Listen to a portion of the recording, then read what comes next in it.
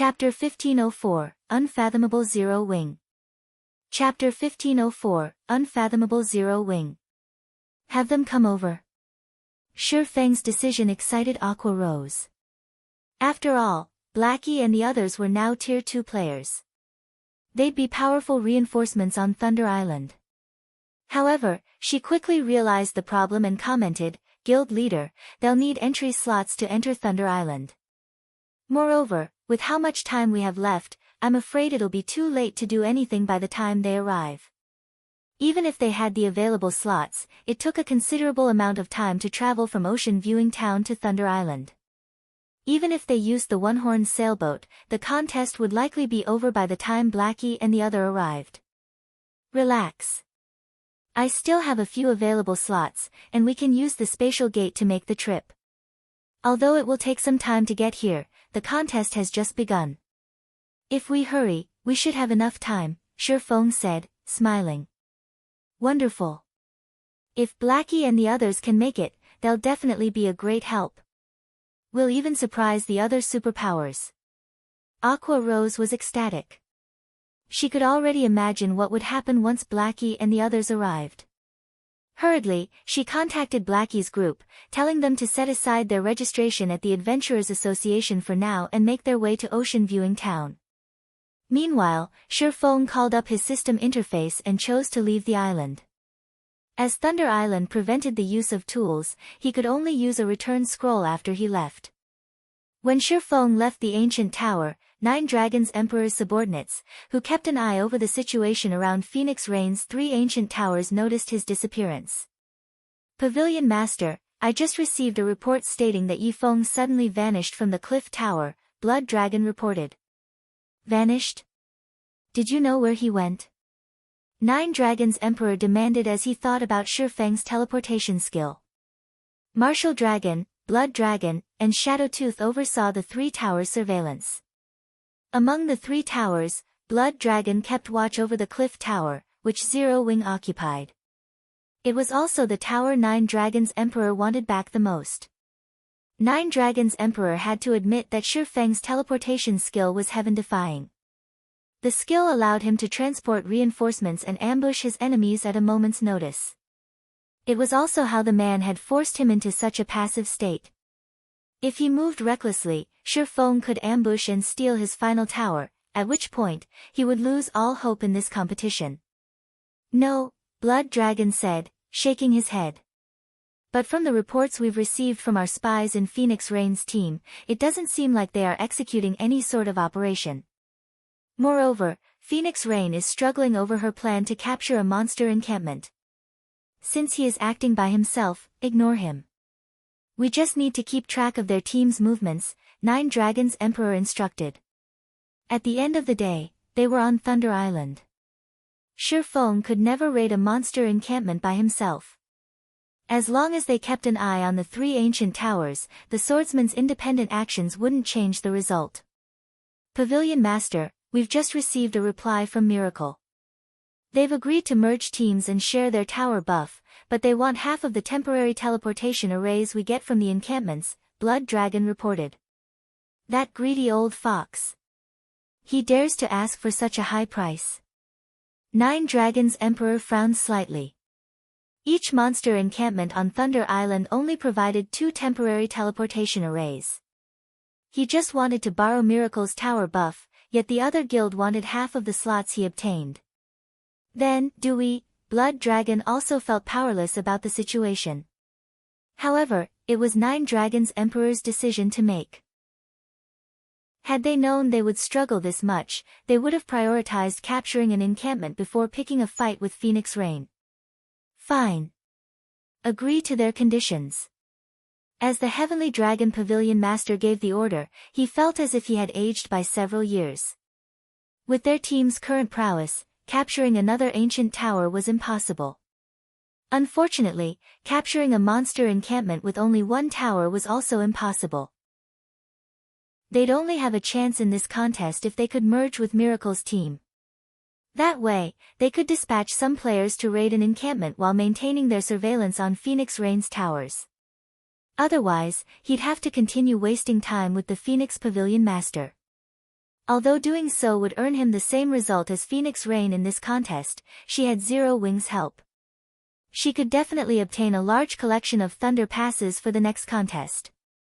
Competing with Phoenix Rain would become far more difficult. Hence, he needed to secure at least one encampment and gain as much advantage as he could over the other Pavilion Master, ensure that he'd have some options in the next contest for Thunder Island. Understood. I'll lead a team and integrate with theirs. Blood Dragon left the ancient tower and led his team to one of Miracle's towers. As time passed, the various superpowers began to raid their first monster encampment. There were far fewer encampments on Thunder Island than ancient towers. Only 17 monster encampments were available, yet there were more than 6 superpowers participating in the contest. Needless to say, every superpower was trying to capture as many monster encampments as possible to achieve a higher rank in the contest. The competition for these encampments was intense. Fortunately, the monster encampments were not that easy to raid, and not all of them were equal. The weaker encampments were only guarded by one specialized Grand Lord and a few ordinary Grand Lords. Meanwhile, Archaic species guarded the stronger encampments. Although the tower buffs helped weaken the boss's defense and magic resistance, it did not do anything about their basic attributes and skills. Without tools, even the superpowers peak experts would find dealing with Grand Lord ranked Archaic species difficult. These teams even risked team wipes. Hence, all of the participants were extremely careful when they took action. Big Sis Rain, this is bad. Nine Dragons Emperor has just merged with Miracle's team. He has led a team of 120 experts to an encampment. What should we do? Blue Phoenix reported anxiously. What about the players keeping an eye on us? Phoenix Rain asked somberly. Now that he has Miracle's help, he has spared 230 people to watch our towers. 100 of those players are watching this tower, while the remaining 130 are scouting the cliff tower. They'll likely attack if they notice the slightest movement on our side, Blue Phoenix said in frustration. If they wanted to raid an encampment, they'd have to dispatch at least 100 players. Otherwise, they'd have almost no chance of succeeding. However, if they dispatched 100 players, they'd only have 120 players to defend the towers. Trying to defend all 3 towers with so few people would be incredibly difficult. If Miracle sent reinforcements to help 9 Dragons Emperor's surveillance teams, he might succeed in recapturing at least one of their towers. With only 2 towers, they could never capture a monster encampment with 100 players. Phoenix Rain could not help her frown. She hadn't expected 9 Dragons Emperor to resort to a merger. The other superpowers had already begun their raids. As more time passed, the struggle for the monster encampments would grow viciously intense. If her side remained idle, her chances would drastically decrease once the other teams raided their second encampment. After a moment of silence, Phoenix Rain contacted Shifeng. 9 Dragons Emperor has merged with Miracle's team and begun to raid a monster encampment. At this rate, our chances of success will plummet as time passes. Should we try to negotiate with the Sacred Temple or battle wolves again? 9 Dragons Emperor sure is moving quickly. However, it's too soon to consider an alliance, Shifeng said, smiling calmly. But if we continue to drag our feet, it will become far more difficult to capture an encampment. Phoenix Rain understood Shifeng's perspective.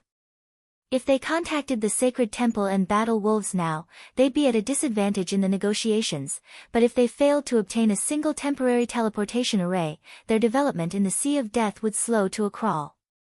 Even the advantage of their 2 sailboats would be limited against their competition. Since that's the case, let's prepare to raid an encampment, Shifeng said. We're raiding one now. Phoenix Rain's eyes shone with excitement. Do you have a plan to deal with 9 Dragons Emperor's team? No, I don't, Shifeng said, shaking his head. But it shouldn't be a problem if we increase our manpower. Phoenix Rain didn't know how to respond.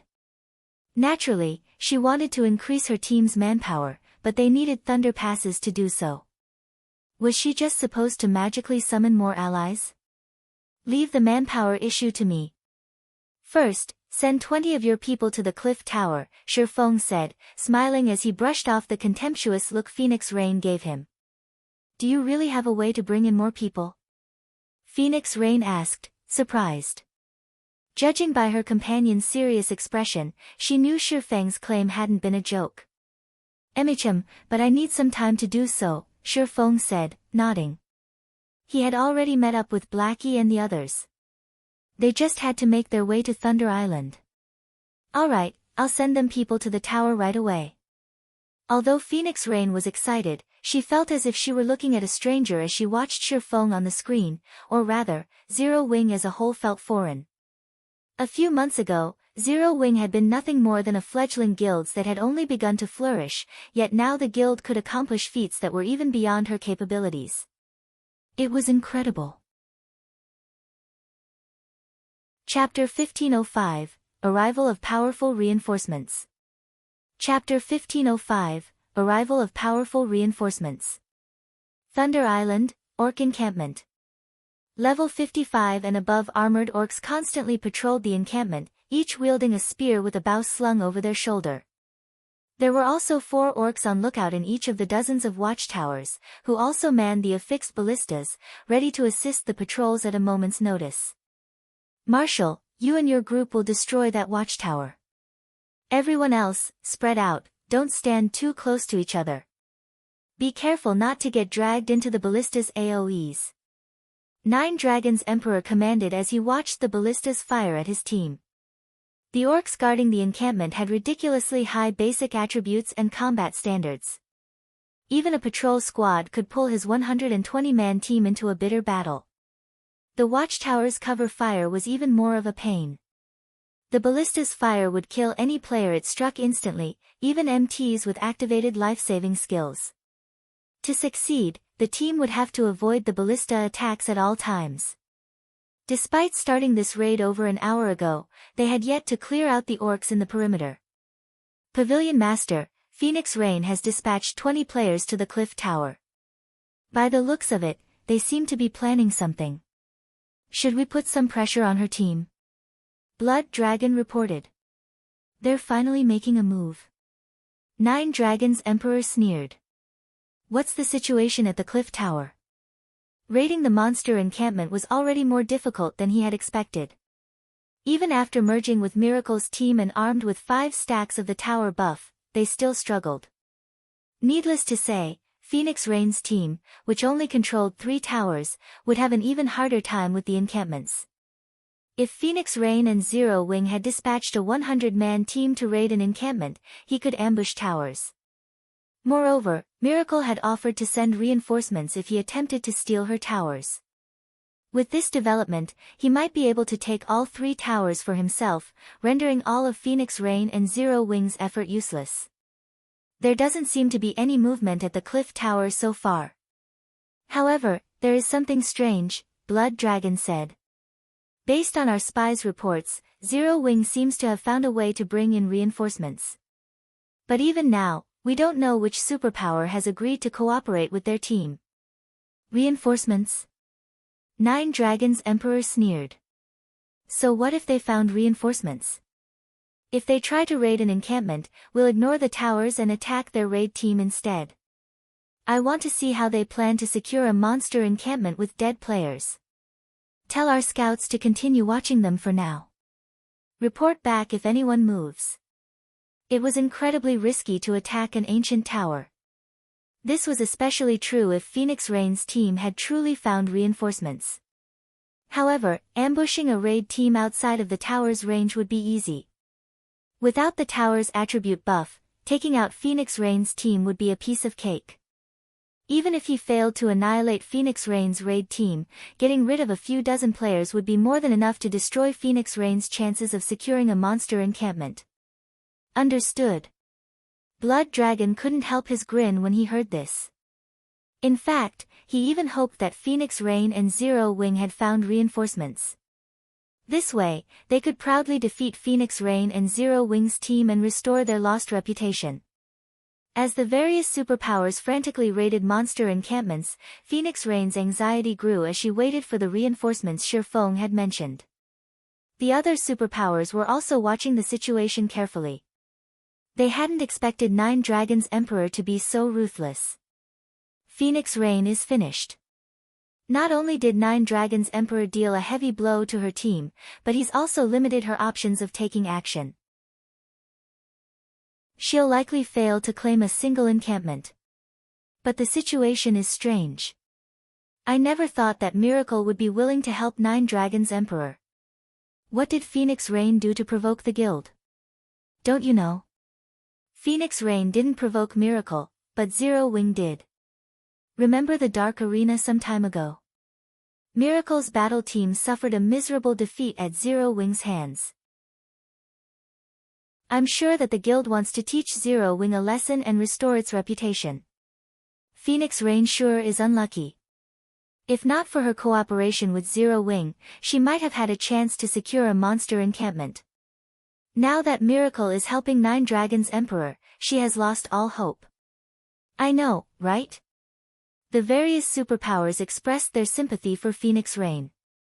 With the woman's tenacity, she should have been able to claim at least one encampment, but due to Zero Wing, Firmament had stabbed her in the back, and Nine Dragons' Emperor allied with Miracle. The events gave the Heavenly Dragon Pavilion Master an overwhelming advantage. Big Sis Reign, I've just received a report stating that the Sacred Temple, Battle Wolves, Miracle, King's Return, and Nine Heavens Pavilion have captured their first monster encampments and are preparing to raid their second. If we don't hurry, it'll be too late to do anything, Blue Phoenix said anxiously. Based on the information they had gathered, the monster encampments were far more challenging than they had anticipated. Meanwhile, the contest was nearly half over. If they didn't take action soon, with only 3 ancient towers under their control, they might not have enough time to capture a monster encampment. Even Nine Dragons' Emperor had begun his fight with the final guardian boss in his first encampment. I understand, but we don't have the power to make a move before the reinforcements arrive, Phoenix Reign said, sighing helplessly. Nine Dragons' Emperor had a huge numerical advantage, and he was even willing to give up some of his manpower to station teams on standby to steal their towers. If they tried to raid a monster encampment, she had no doubt that Nine Dragons' Emperor would attack without hesitation. Thinking up to this point, Phoenix Reign contacted Shi Feng once more. Team leader Yi Feng, what is the situation? Phoenix Reign asked. Quite a few guilds have begun to raid their second encampment. We're almost there, Shi Feng said, chuckling when he noticed Phoenix Reign's anxiety. Give me another 10 minutes, and we'll have 49 more players. 49. At first, Phoenix Reign celebrated the news of Shi Feng's return, but her joy faded after hearing Shi Feng's final statements. Although he was returning with quite a few players, an additional 49 team members wouldn't change their situation. Even with these 49 players, there was still a massive gap between her manpower and Nine Dragon Emperors. Relax. The people with me are quite powerful, Shi Feng assured Phoenix Reign. I'll leave it to you, then. Although Shi Feng had tried to reassure her, Phoenix Reign didn't have much hope for Shi Feng's plan, but she was resigned to see it through. If they failed, she'd have no choice but to grit her teeth and negotiate with either the Sacred Temple or Battle Wolves. After Shi Feng disconnected the call, Blackie snickered and said, Guild leader, she doesn't seem to have much confidence in you. That's normal. After all, our current situation is problematic, Shi Feng said nonchalantly. When we arrive, make sure you give it your all. Rest assured, Guild leader. Not even capturing 2 or 3 encampments will be a problem, let alone the first. Shadow Sword confidently declared. After entering the legacy space, Shadow Sword had pushed through numerous trials and finally reached the refinement realm. He was also a Tier 2 player now. He itched to display his newfound prowess. Fire Dance, Turtle Dove, Yi Wumian, Violet Cloud, Flying Shadow, Rampant Blade, Minor Wind, and Zero Wing's other core members couldn't help but laugh. As the team chatted merrily, the One-Horned sailboat finally reached the edge of Thunder Island. The One-Horned sailboat's reappearance shocked the surrounding players, but Shi Feng ignored the stares as he stored the sailboat and used the Thunder emblem to teleport the team to Thunder Island. Chapter 1506, 16 Tier 2 Players. Chapter 1506, 16 Tier 2 Players. What's going on? People can still enter Thunder Island? Doesn't that sailboat look like Zero Wings? When the spectating players around Thunder Island saw Shifeng and his team suddenly disappear, they erupted into conversation. None of them had thought that Zero Wing would have yet another trump card at this stage of the contest. The various superpowers scouts outside of the island reported the incident immediately. 9 Dragons Emperor's scouts, in particular, had recorded the entire process and sent their commander the video. Pavilion Master, by the looks of it, Phoenix Rain and Zero Wing plan to capture a monster encampment. Should we notify Miracle and have them send some reinforcements? Blood Dragon asked.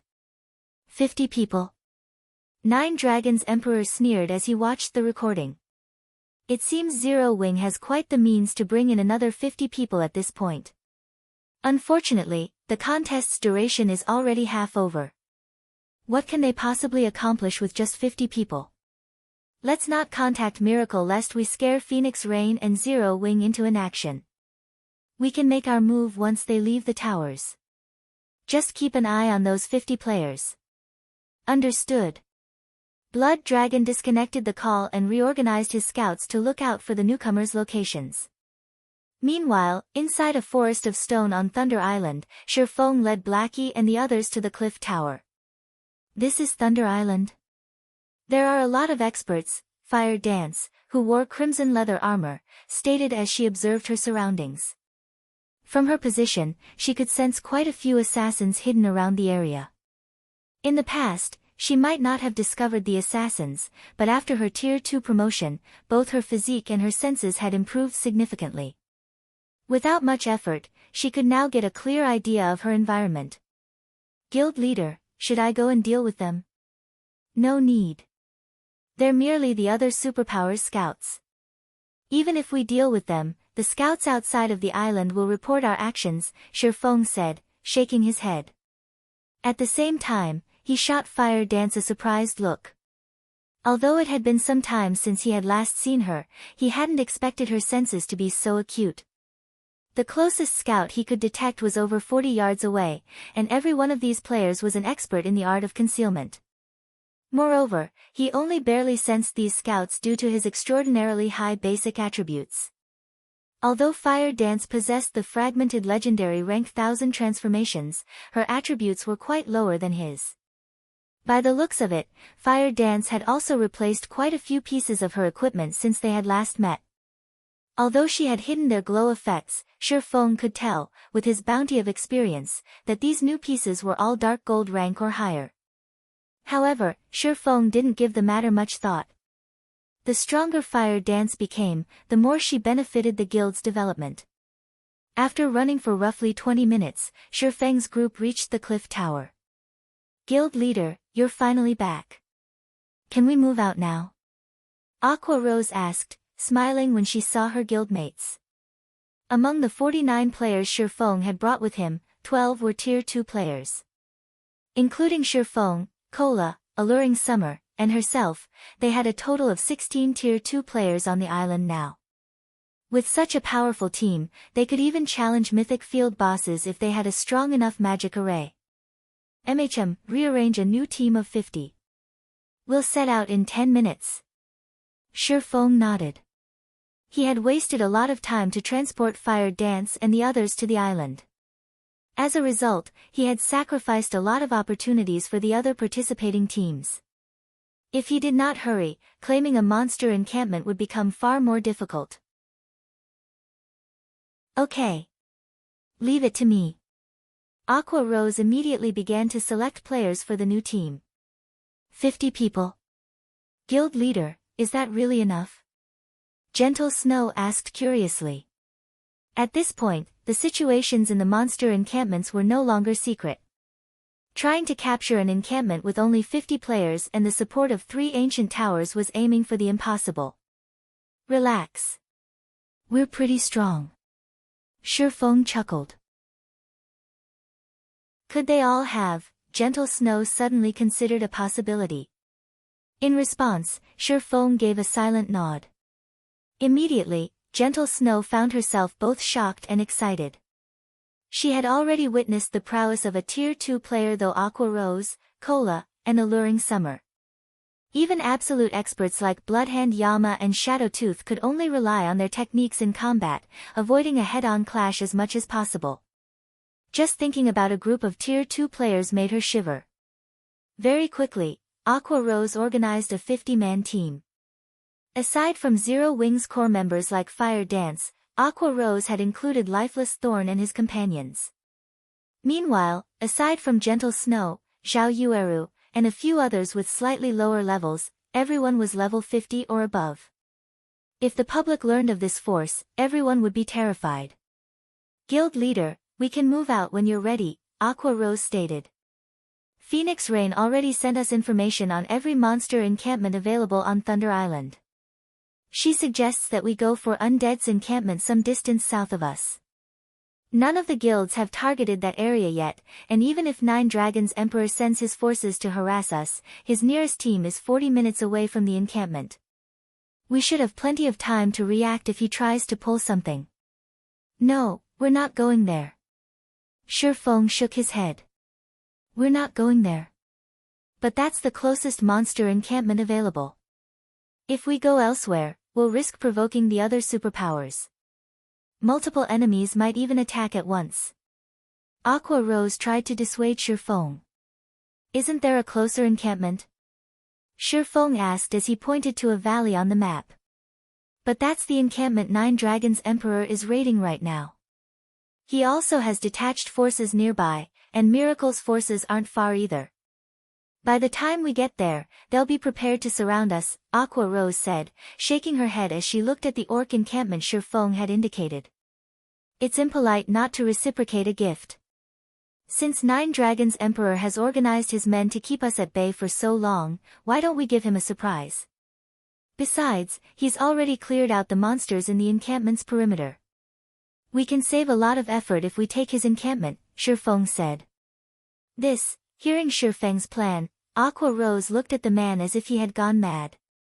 In contrast, Fire Dance and her companions' eyes shone with excitement.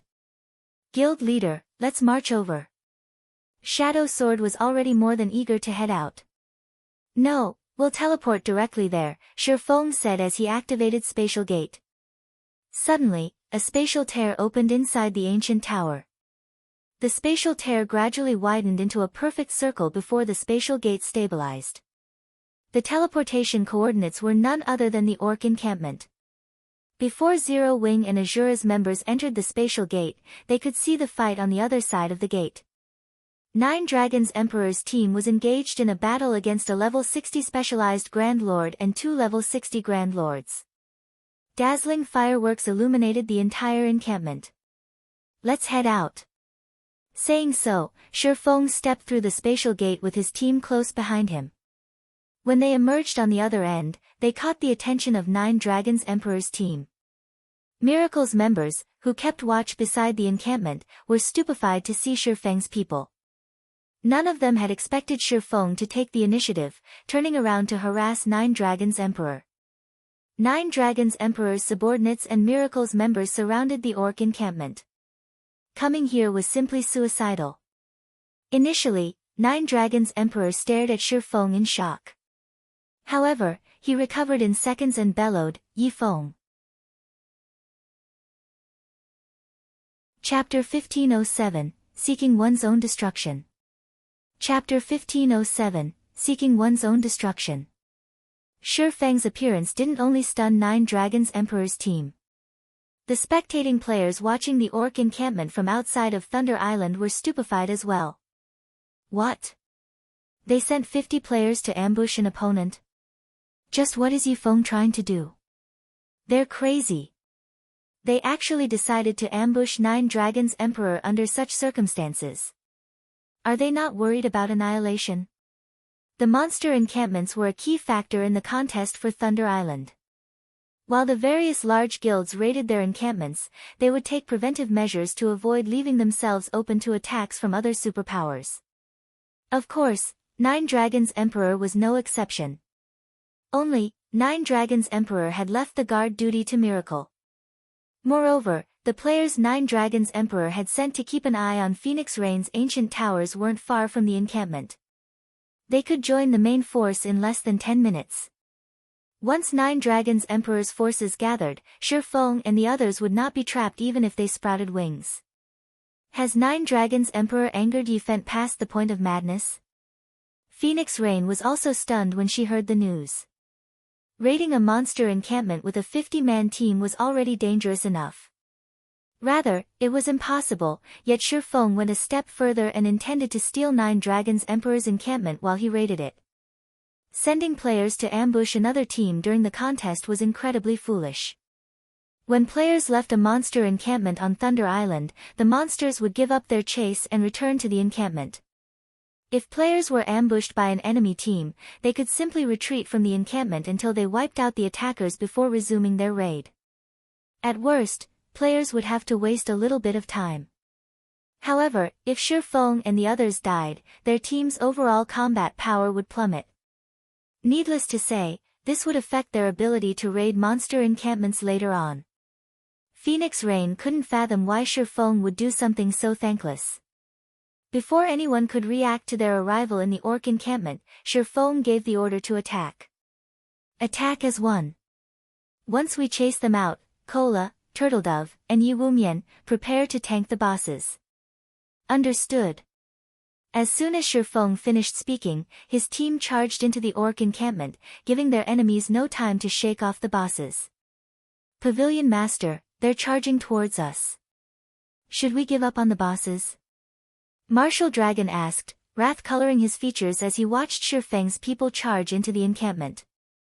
It had taken them a lot of effort to whittle down the 3 bosses to around 20% HP. If they gave up now, they would have to waste a lot more time to deal with the bosses. Retreat. We'll just fight them again. Recall our teams from Phoenix Rain's towers. While you're at it, tell Miracle's nearby players to gather to our location. Do not let any of these bastards get away. Although Nine Dragons Emperor was reluctant to give up, he knew that they couldn't deal with the bosses and Shi Feng's team at once. However, although Nine Dragons Emperor had given the order to retreat, none of the 3 orc bosses intended to let his team get away so easily. As a result, Nine Dragons Emperor's team had no choice but to fight the bosses while fleeing from Shi Feng's team. What fast reactions! Shi Feng had never thought that Nine Dragons Emperor would be decisive enough to give up on the nearly dead bosses. It seems I have no other choice. Shi Feng immediately used Wind Blade, leaving an afterimage behind as he advanced. In the blink of an eye, he had pulled a great distance away from Cola and the other MTs leading the charge. The orc encampment was massive. Even at top speed, it would take some time for a player to reach the encampment's perimeter from its core. Nine Dragons Emperor's team was also relatively close to an exit.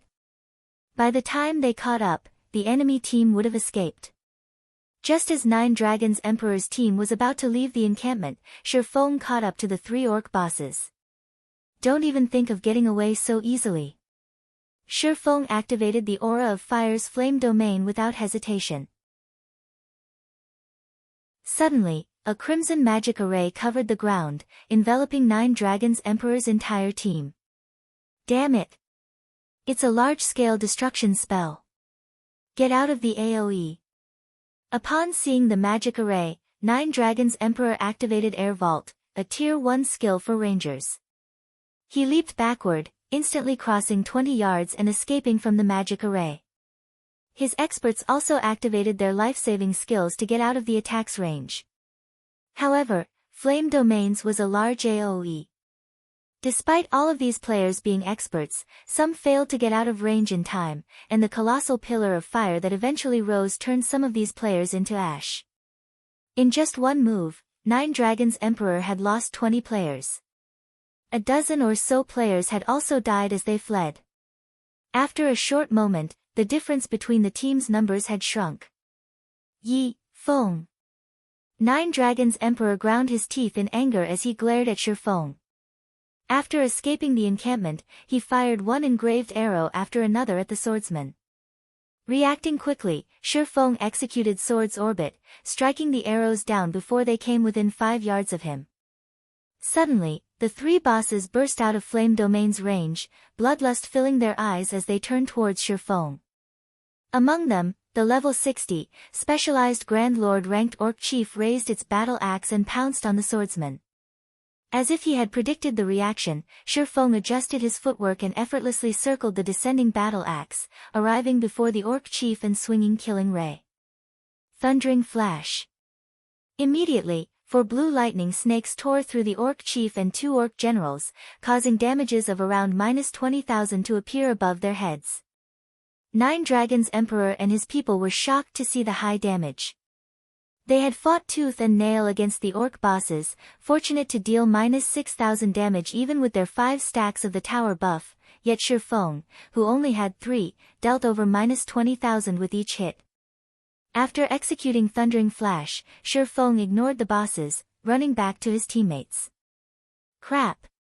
Pavilion Master, we aren't Yifeng's target, the 3 bosses are. When Martial Dragon saw Shifeng retreat, he realized that something was amiss. On Thunder Island, if the team holding a boss's aggro left the battle, the boss would return to its non-combat state, resetting its HP and skills, but if another team intercepted the boss and stole its aggro, the boss wouldn't reset. The 3 Orc bosses currently had 20% of their HP remaining. Zero Wings' team could finish them off with much less effort. If Zero Wings' team took down the Orc Chief, the encampment would belong to them. Has this kid lost his mind? The corners of Bloodhand Yama's lips twitched when he saw Shifeng attack the 3 Orc bosses. Even in the Flower of 7 Sins, he was known as a madman, but he had to admit that Shifeng was far crazier than he was. Although this was a good opportunity to steal the low HP bosses, doing so would mean that Shifeng had to deal with all 3 and 9 Dragons Emperor's team. Doing so was little more than seeking his own destruction. Shifeng simply wasn't taking them seriously. Yifeng. Do you really think that this will play out like our last battle? Since you are so eager to die, I'll grant your wish. Everyone, charge. Eliminate them. 9 Dragons Emperor's face twitched with fury. The various spectators and Phoenix Rain were stunned. Shifeng was playing with fire. Only Zero Wings members remained calm. They stood in formation as they waited for their commander to kite the Orc bosses and the enemy team, who brimmed with killing intent. Since everyone's in position, attack. Shifeng nonchalantly ordered as he glanced at the approaching bosses and 9 Dragons Emperor's players. Chapter 1508, Team Strength. Chapter 1508, Team Strength. Big Brother Yifeng isn't really going to fight the bosses, is he? Blue Phoenix muttered in disbelief as she watched the live stream a subordinate had sent. Shifeng's team only had 50 players, yet they were about to face a level 60 specialized Grand Lord, 2 level 60 Grand Lords, and 9 Dragons Emperor's remaining 80 players. The Zero Wing team stood in a monster encampment, not a captured ancient tower. They didn't have the basic attribute buffs. They had no hope of success. I don't know, but I don't think he's that foolish. He might have a plan in mind, Phoenix Rain said. She didn't understand what he was trying to do, either. Shifeng could have easily captured the undead encampment, yet he wanted to steal the Orc encampment from 9 Dragons Emperor. Even if his team fended off 9 Dragons Emperor's remaining team while holding back the Orc bosses, the Heavenly Dragon Pavilion Master had plenty of reinforcements on the way. In around 10 minutes, another 300+ experts would reach the Orc encampment. Meanwhile, in the Orc encampment, after Shifeng gave the command, Zero Wings and Azura's members burst into action. Kola, Turtledove, and Yiwumian each took one of the 3 Orc bosses, with Kola and Turtledove using the Tier 2 skill, Vengeful Judgment, and Yiwumian using the Tier 2 skill, War Sanction. Pang! Pang! Pang! 3 heavy thumps echoed throughout the encampment. Stunned, the 3 bosses slid to an abrupt halt. At the same time, a damage of over -18,000 appeared above each of their heads.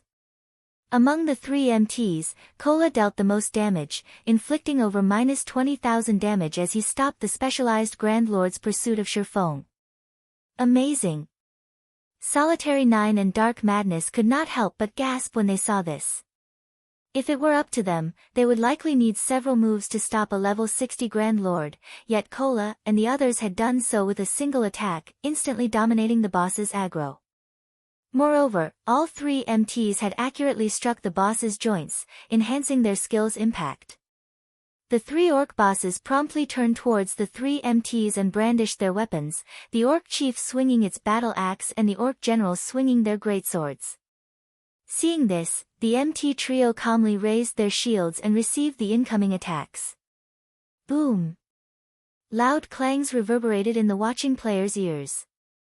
Although Cola and the others were forced back by 2 or 3 steps, none of them showed any signs of stiffness.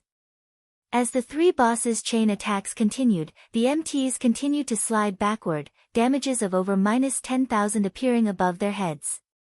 By the time the boss's chain attacks ended, the three MTs had lost around 40,000 HP each. This boss's strength is so high. Turtledove said as she released her shield for a second and shook her wrist, but contrary to her statement, she appeared relaxed. After her Tier 2 promotion, her HP had increased to over 65,000. Hence, -40,000 damage was within an acceptable range. Violet Cloud, who had been triple casting from the rear line, released her spells. Immediately, a healing light touched each of the three MTs, restoring over 10,000 HP. At the same time, a healing aura enveloped the players, restoring a little over 3,000 HP every 0.65 seconds for 10 seconds. Following which, a faint, golden aura descended on every team member, increasing their maximum HP by 20% for 15 minutes. Immediately, Turtledove and Yi Wumian's HPs shot past 70,000, whereas Cola's exceeded 80,000. The buff also increased healing received by 30%. This move was none other than the Tier 2 spell, Holy Light, which Violet Cloud had learned after her Tier 2 promotion. After casting Holy Light, the team's survivability skyrocketed. However, that wasn't all. Afterward, Blackie used the Tier 2 spell, Song of Darkness, increasing the team's damage by 20% and movement speed and attack speed by 30% for 10 minutes. In the blink of an eye, the battle with the three orc bosses became much easier. 9 Dragons Emperor and his experts, who rushed towards Zero Wings members, suddenly had a bad feeling. However, before they could figure out what had changed, Shurfeng activated Thunder Domain and switched the Aura of Fire to the Aura of Illusion, reducing the enemy's basic attributes by 15%. Shadow Sword and Rampant Blade then charged into the incoming crowd, knocking multiple players in their path down. They spun, swinging their greatswords in wide, horizontal slashes. Berserker's Tier 2 skill, Blade Storm. Suddenly, 2 tornadoes rose amidst 9 Dragons Emperor's team, and every player caught within 18 yards of the 2 berserkers was sent flying as they lost over -10,000 HP per second. Blade Storm was similar to an AoE spell, so once it activated, Shadow Sword and Rampant Blade could move about freely. In addition, their movement speeds increased by 20% during the skill's 5-second duration. The 2 berserkers' assault caught 9 Dragons Emperor's team off guard. Aside from a few players that had escaped the blade storms, most of the team was caught in the attack, their HPs falling so quickly that their healers couldn't keep up. Aqua Rose, Alluring Summer, Blackie, and Su Qianlu followed by bombarding 9 Dragons Emperor's team with Tier 2 spells. Although every player on 9 Dragons Emperor's team was an expert, Zero Wings casters were powerful and accurate. Plate armor classes might survive their attacks for some time, but cloth armor classes would die after 2 direct hits. In seconds, 9 Dragons Emperor's formations were decimated, and only around 50 players remained. Now, they barely had a numeric advantage over Shurfeng's team. Just as 9 Dragons Emperor's team was about to retaliate, Fire Dance and Flying Shadow appeared beside their healers. Without so much as a sound, they thrust their gleaming daggers into the healers' backs, giving the experts no time to react. After killing their first targets, they promptly vanished and reappeared behind another nearby healer, repeating the process. Tier 2 skill, Phantom Walk. When activated, the skill allowed the user to execute 4 consecutive attacks, each carrying enough power to rival Absolute Strike, the strongest skill available to Tier 1 assassins. 8 of 9 Dragon's Emperor's healers died on the spot. Although the 4 remaining healers tried to run, Fire Dance ran them down. After Fire Dance's promotion to Tier 2, her movement speed could rival Shifang's. Ordinary players had no hope of keeping up with her. At most, they'd see the afterimages she'd leave behind. Don't get too cocky. Martial Dragon bellowed as he activated charge at Fire Dance. After appearing before the 4 healers, he brandished Silver Snow. Indiscriminate slash. Fire Dance simply smiled and casually brandished 1,000 transformations. She instantly cut down the dozen or so sword lights moving towards her. At the same time, Fire Dance activated 1,000 transformations Phantom skill, and 5 of her doppelgangers appeared beside her. 4 of these doppelgangers dashed at the 4 remaining healers as the last joined Fire Dance in a charge towards Martial Dragon. The doppelgangers possessed 100% of Fire Dance's attributes. Although they couldn't attack, their speed was not affected in the slightest. In addition, the doppelgangers couldn't take damage. Hence, they easily crossed the dozen or so yards between them and the enemy players.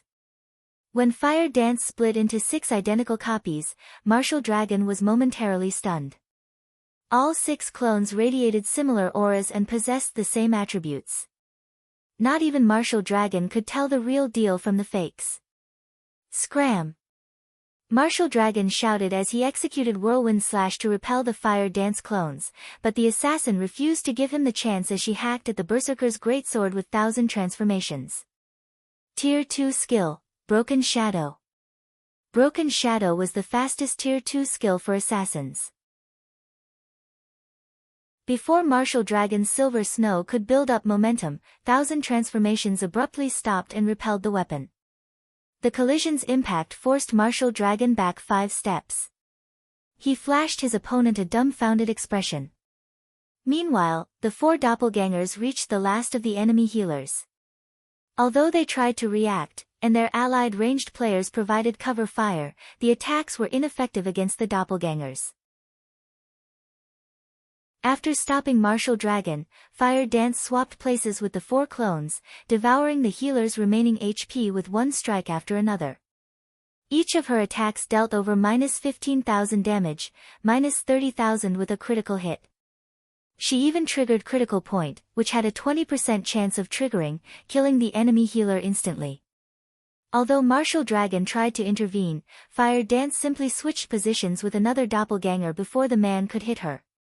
In the end, Martial Dragon had to watch helplessly as the 4 healers died. Chapter 1509, Steamrolling. Chapter 1509, Steamrolling. When the 9 Dragon's Emperor's 4 last healers died, silence descended on the team. How has she become so strong? Shock overwhelmed Martial Dragon as he stared at the healers' fading bodies. He still had a relatively clear impression of Fire Dance as he had fought her personally during the assault on Zero Wing's residence. She had been insignificant then, yet after some time, she had become powerful enough to suppress him. How does Zero Wing find so many experts? 9 Dragon's Emperor's eyes were bloodshot as he watched Fire Dance move across the battlefield unhindered. Although the fight had been brief, it had been enough time to realize that Martial Dragon was no match for the assassin in a head-on confrontation. The skill she had used was particularly troublesome. It was impossible to differentiate Fire Dance's doppelgangers from the real player, and attacks against the clones were ineffective, yet the doppelgangers seemed more than capable of inflicting damage. If they could not attack all 6 copies at the same time, Fire Dance would be practically invincible. However, Fire Dance's prowess wasn't the biggest issue, his team had just lost all of their healers. This had placed his team in an overwhelmingly disadvantageous position. In contrast, not only were Zero Wing's experts capable of dealing frightening amounts of damage, but they were also swift and nimble. Every one of 9 Dragons Emperor's team, not including Martial Dragon, Shadowtooth, Undead, and Bloodhand Yama, were little more than living targets for Zero Wing. They couldn't even slow the enemy players for a few seconds. Dragon Pavilion Master, we can't let this continue. When will the reinforcements arrive? Undead asked as he attempted to keep Flying Shadow and Blackie at bay. Because of these two experts, he couldn't cast any of his large-scale destruction spells, which had long casting times. He was too preoccupied with dodging and defending himself with instantaneous spells. He was incredibly frustrated. In terms of combat standards, he was leagues ahead of Flying Shadow and Blackie, but the two experts from Zero Wing were leaps and bounds above him in basic attributes and reaction speed. Now that the team's healers were dead, it was only a matter of time before Flying Shadow and Blackie whittled him down to nothing. Undead wasn't the only player eagerly awaiting the reinforcements. The rest of the team wanted to know when they'd arrive as well. Without reinforcements, it was only a matter of time before Zero Wing annihilated their team. "We, retreat." 9 Dragons Emperor reluctantly shouted when he noticed that Zero Wing's team remained intact while he continued to lose members. Now, he didn't even have enough players to stop Zero Wing from stealing the orc bosses, not to mention defeating the enemy players. 9 Dragons Emperor couldn't figure out why there was such a massive difference between their teams. To make matters worse, Zero Wing had only sent around a dozen or so experts to fight his team, while the remaining 30-plus players faced the 3 orc bosses. When the team heard 9 Dragons Emperor's command, its members began to retreat. "Ha ha ha. Guild leader, we've scared them away." Blackie was delighted as he watched 9 Dragons Emperor's team flee. The members of 9 Dragons Emperor's team were no ordinary experts. Any one of them could easily rank among the top in a first-rate guild. Moreover, players like 9 Dragons Emperor and Martial Dragon stood at the apex of the virtual gaming world. He had only ever been able to look up to such players, yet now, he and a few of his teammates forced these apex experts to run with their tails between their legs. "Guild leader, should we give chase?" Unlike Blackie, Fire Dance was unfazed. In fact, a hint of dissatisfaction danced in her eyes. She'd prefer to eliminate these players, rather than watch them flee. "No. Our goal is to take this encampment. If we take too long, their reinforcements will arrive," Shifeng said, shaking his head.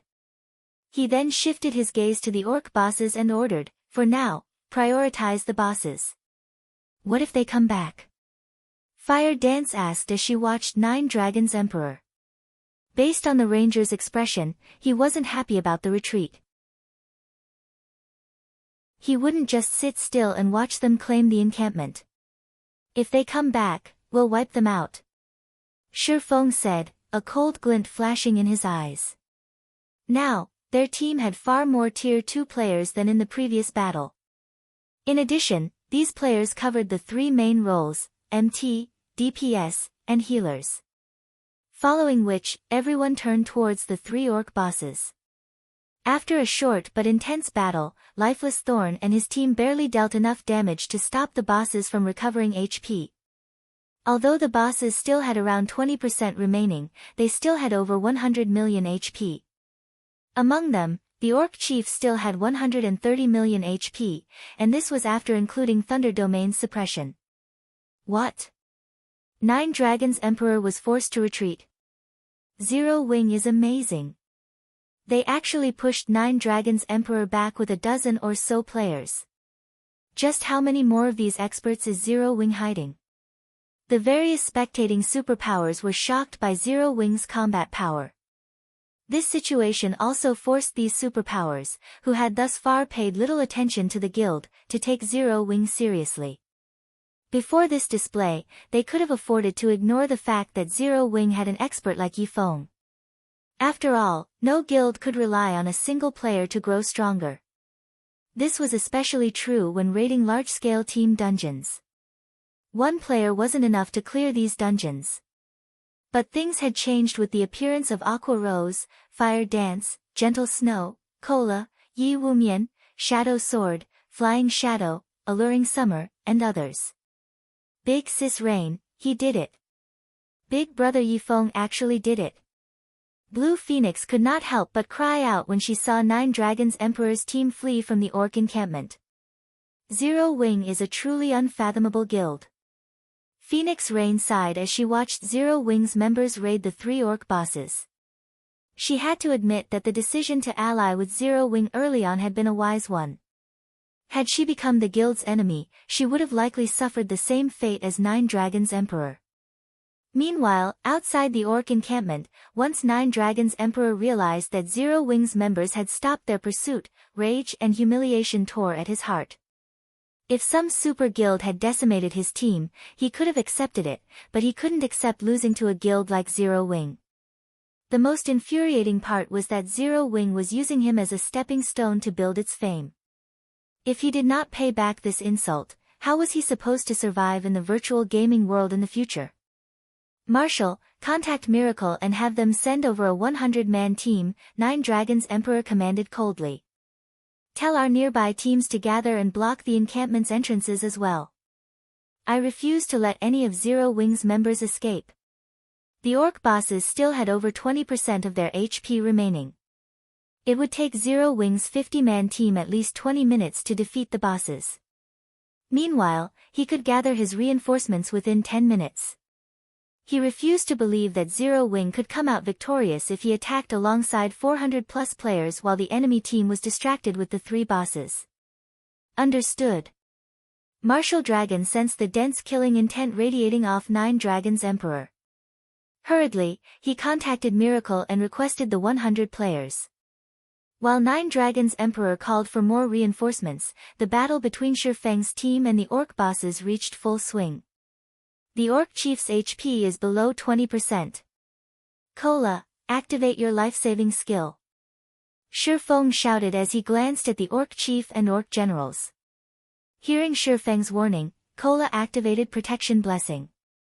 Once its HP fell below 20%, the orc chief went berserk and tore off its armor. Its body enlarged slightly as its muscles bulged. Both the orc chief's attack speed and damage increased significantly. Peng! Peng! Peng! Following which, the orc chief brandished its battle axe at Kola, every attack forcing the MT back. Damages of over -20,000 appeared above the Guardian Knight's head while the healers frantically healed Kola. Fortunately, Kola received just enough heals to keep his HP above 50%. What destructive power! Too bad you're not quite strong enough. Kola quipped as he took a look at his HP. He then smiled and launched his counterattack. Tier 2 skill, Retaliating Sanction. Instantly, Kola's defense increased by 50%. In addition, any attack he received from the front had a 20% chance to trigger an automatic counterattack, a ranged holy attack, which carried 240% of Kola's strength, for the next 20 seconds. Due to the orc chief's rapid assault, Kola's one-handed sword repeatedly released dazzling beams of light that struck the boss, each dealing around -40,000 damage. Shifeng and the other DPS players weren't falling behind in their damage output either.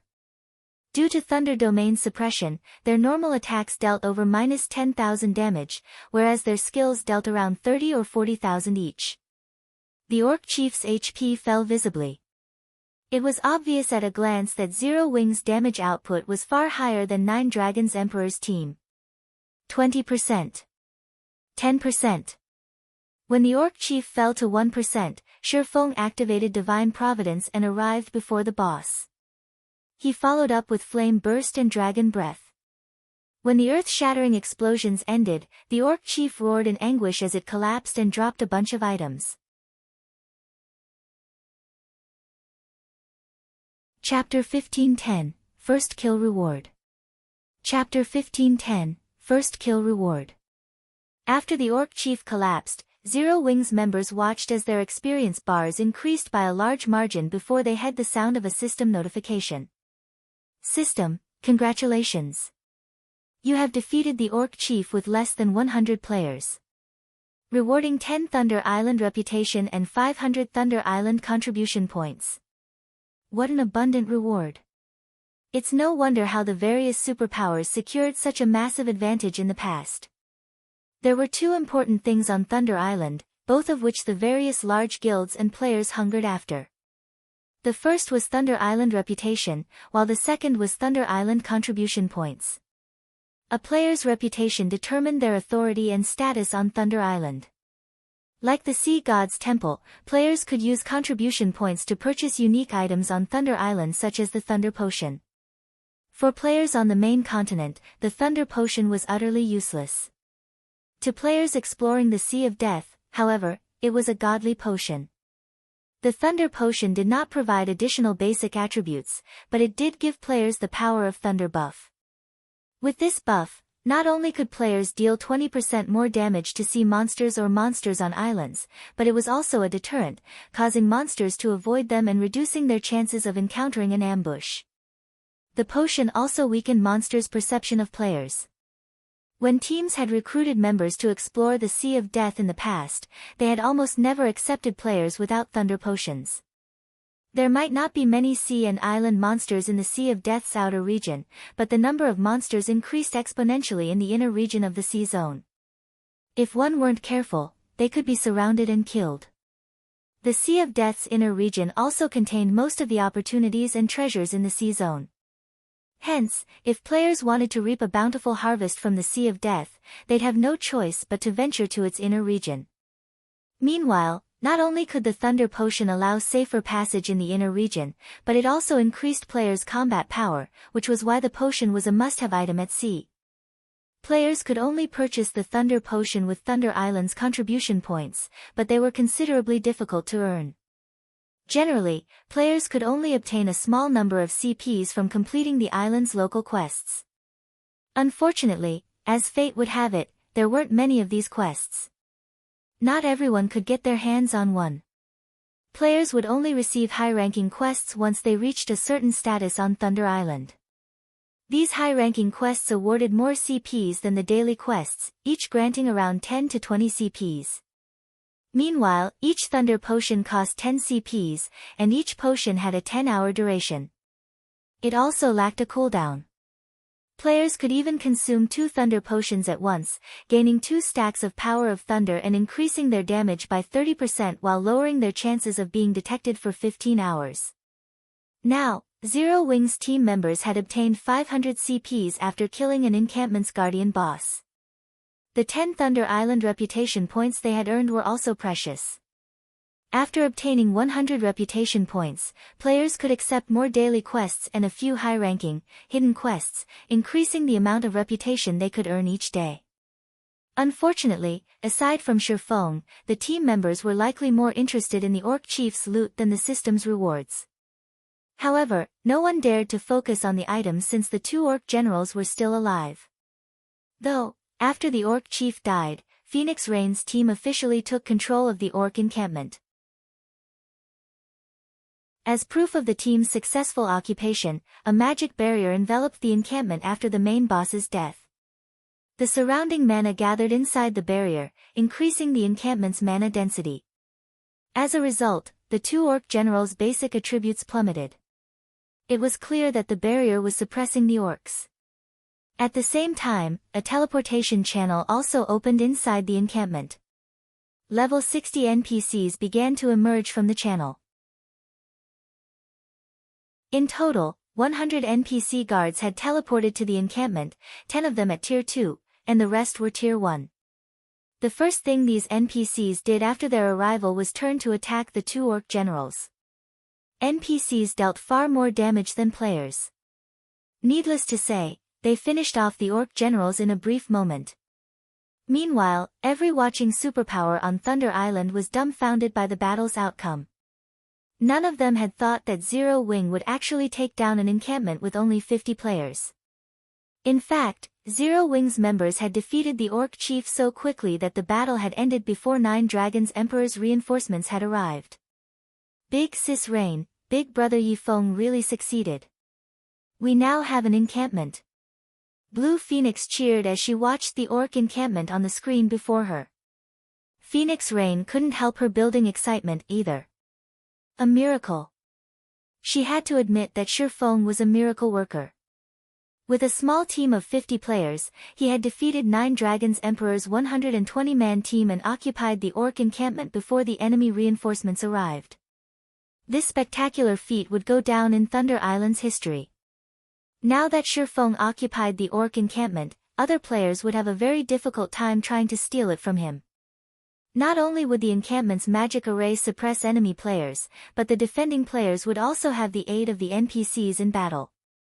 A few hundred players simply weren't enough to steal an encampment. They were almost guaranteed to hold an encampment throughout the contest. With a monster encampment, they would obtain 2 temporary teleportation arrays on Thunder Island. They would also qualify to compete with the other superpowers during the next contest. In addition, they now qualified to negotiate with super guilds like the Sacred Temple and Battle Wolves. Meanwhile, 9 Dragons Emperor's team and the players from Miracle stared at the magic barrier around the Orc encampment in silence. Pavilion Master, what should we do now? Martial Dragon asked. We retreat, 9 Dragons Emperor stated, clearly livid.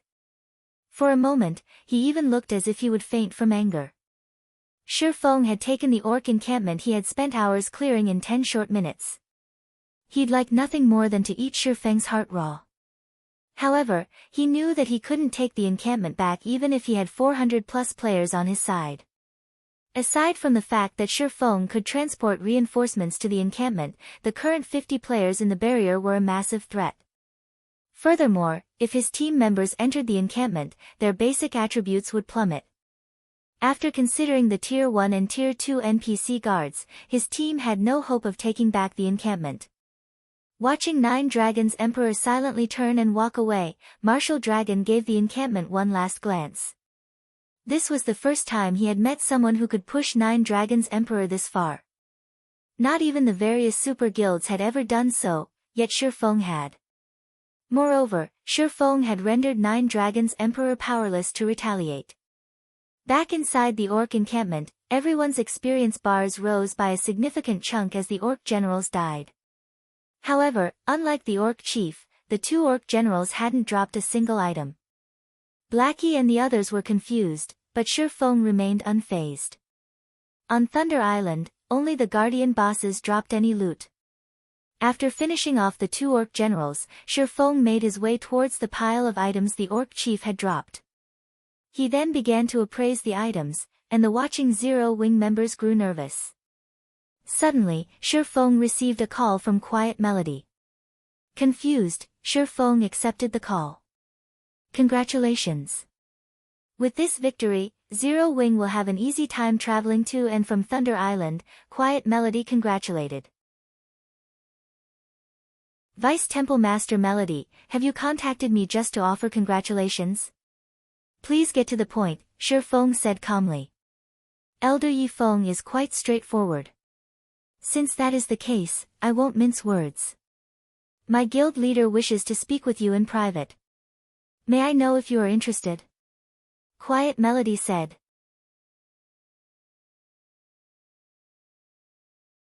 Chapter 1511, Thunder God's Charm.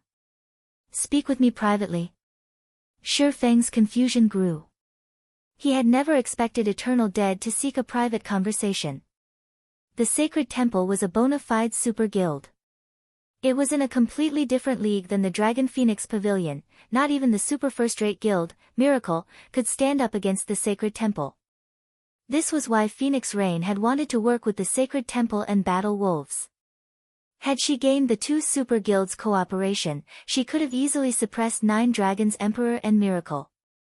That's right. My guild leader is very interested in Zero Wing. Quiet Melody nodded. In truth, Quiet Melody was also confused as to why Eternal Dead wanted to speak with Shifeng. Not even Phoenix Rain had elicited such a reaction from her guild leader, as he usually sent a vice temple master for such discussions. Only the Dragon Phoenix Pavilion's Great Pavilion Master qualified to speak with Eternal Dead personally. Alright. When will he contact me? Shifeng agreed. He had assumed that the Sacred Temple would wait until after the contest to contact him, but the fact that Eternal Dead had reached out now was a good thing. After all, it wasn't easy to wrestle control of Thunder Island. Despite so many superpowers struggling to claim the island for themselves, they had been forced to share its management in the past. The island had a total of 17 monster encampments. A guild could only dominate Thunder Island after they captured all 17. Currently, the various superpowers would be fortunate to claim 2 or 3 encampments. Attempting to monopolize the island right now was unrealistic. As soon as Shifeng asked his question, he received a friend request. It was from none other than Eternal Dead. How fast? Shifeng immediately clicked agree. In God's domain, players couldn't call each other directly until after they added each other as friends. At most, players could send messages. However, the majority of the game's players generally blocked incoming messages from outsides, only accepting missives from friends. Guild Leader Eternal, to what do I owe this unexpected call? Shifeng asked, smiling at the somewhat stern, middle-aged man in the screen. During Shifeng's previous life, Eternal Dead had achieved many feats throughout his 10 years in God's domain. One of his crowning achievements had been his decision to focus on developing the Sacred Temple's navy early in the game. It had given the Sacred Temple a massive advantage over the other superpowers, becoming one of God's domain's top-ranked navies. Take the present Thunder Island contest, for example. During this contest, the Sacred Temple had dispatched 710 players, forming the largest team in the contest. From the very onset, the Sacred Temple had split its forces to fight on 2 fronts. No one dared to provoke the guild. While the other superpowers were just beginning to raid their second monster encampment, the Sacred Temple was almost ready to move on to their third. Elder Yifeng, I've watched Zero Wing's battle, and I'm impressed by the guild. Including the fact that Zero Wing possesses a sailboat, the Battle Wolves Guild leader and I have agreed that you qualify to negotiate a partnership with us. We've also decided to give Zero Wing 20% of Thunder Island's profits should you agree. As Eternal Dead spoke, his face had remained expressionless. He didn't reveal a hint of joy or sadness. Even the man's voice was neutral as he praised Zero Wing, yet his words ingrained themselves into any listener's mind. Even Shifeng could not help but admire Eternal Dead's regal aura as the man spoke. It was no wonder why the Sacred Temple's management was so unified, with none of the guild's upper echelons dissatisfied with Eternal Dead's leadership. May I assume that guild leader Eternal Dead has agreed to Zero Wing and Phoenix Rain occupying 40% of Thunder Island's profits? Shifeng said, still smiling. Thunder Island will play an important role in naval development in the future. I'm sure you are aware of this. Although Phoenix Rain has potential, she hasn't shown enough to stand as a partner. Meanwhile, if Zero Wing has 20% of the profits, I doubt it will be long before your guilds becomes an overlord in God's domain seas, Eternal Dead responded softly as he shook his head. So, guild leader Eternal, are you suggesting that only our 3 guilds will cooperate? Shifeng asked, frowning. If Zero Wing wishes to split its 20% with Phoenix Rain, the Sacred Temple and Battle Wolves will not refuse her participation in the alliance, Eternal Dead said, chuckling. I see. Realization dawned on Shifeng. After all that talk, the Sacred Temple and Battle Wolves still had no intention of parting with additional profit. Shifeng chuckled and said, since that is the case, please allow us to consider your offer properly and reply at a later date. Is that acceptable? All right. In any case, there is still a month before the next contest. It would be wise to take your time in considering our offer. Confusion bubbled in Eternal Dead's mind as he watched Shifeng, who appeared quite calm. He had never expected this man to refuse such a profitable offer. After Eternal Dead disconnected the call, a playful smile appearing on his face. Guild leader, did he agree? Quiet Melody could not help but ask. No. He rejected it. It seems Phoenix Rain has a good eye for allies, Eternal Dead said, smiling. However, he is foolish to pass up an opportunity to cooperate with our guilds for the sake of a partner. The struggle for Thunder Island was more complex than he had anticipated. With the various superpowers in one's place, the Dragon Phoenix Pavilion was insignificant, much less the Phoenix Pavilion. If it had been that simple, he wouldn't have allied with Battle Wolves. Now that Zero Wing had rejected his offer, it might not even secure 5% of the island's total profits. Quiet Melody was stunned. She was surprised to learn that Shifeng was so daring and straightforward. If it were up to her, she might have agreed without hesitation, yet Shifeng had calmly rejected it. Although she was happy for and envied Phoenix Rain as the woman's good friend, neither Phoenix Rain nor Zero Wing would obtain any profits on their own. Following which, Quiet Melody related this news to Phoenix Rain. Big Sis Rain, Eternal Dead is really despicable. He actually tried to poach our ally midway through the contest. Fortunately, Big Brother Yifeng refused the offer. Blue Phoenix couldn't help but curse Eternal Dead when she heard about the deal. Although Eternal Dead's offer was underhanded, he wasn't wrong about us lacking naval strength. Phoenix Rain smiled bitterly. At the same time, she also felt lucky and touched. If not for Zero Wing, she would have been eliminated from this contest.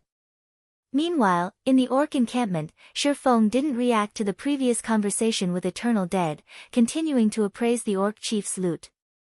It's no wonder why the various superpowers had been so eager to obtain the Guardian boss's loot in the past. They dropped quite an abundance of good items. Shifeng excitedly gazed at the items in his bag.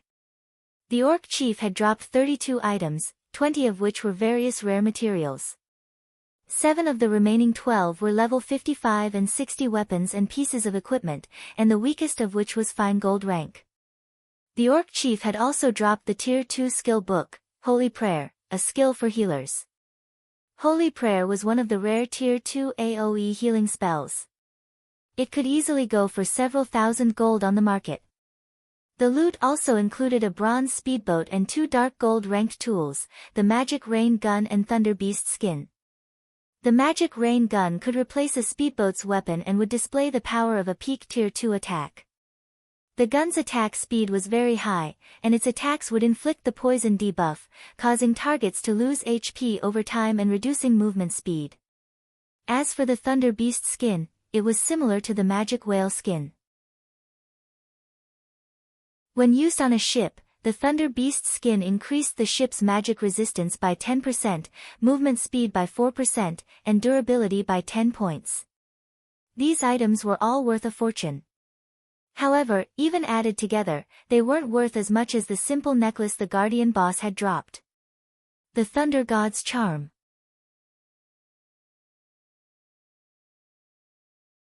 Chapter 15:12, Strategic Tool. Guild Leader, what did the boss drop? When Aqua Rose and the others saw Shifeng's joy, they knew that something amazing had dropped.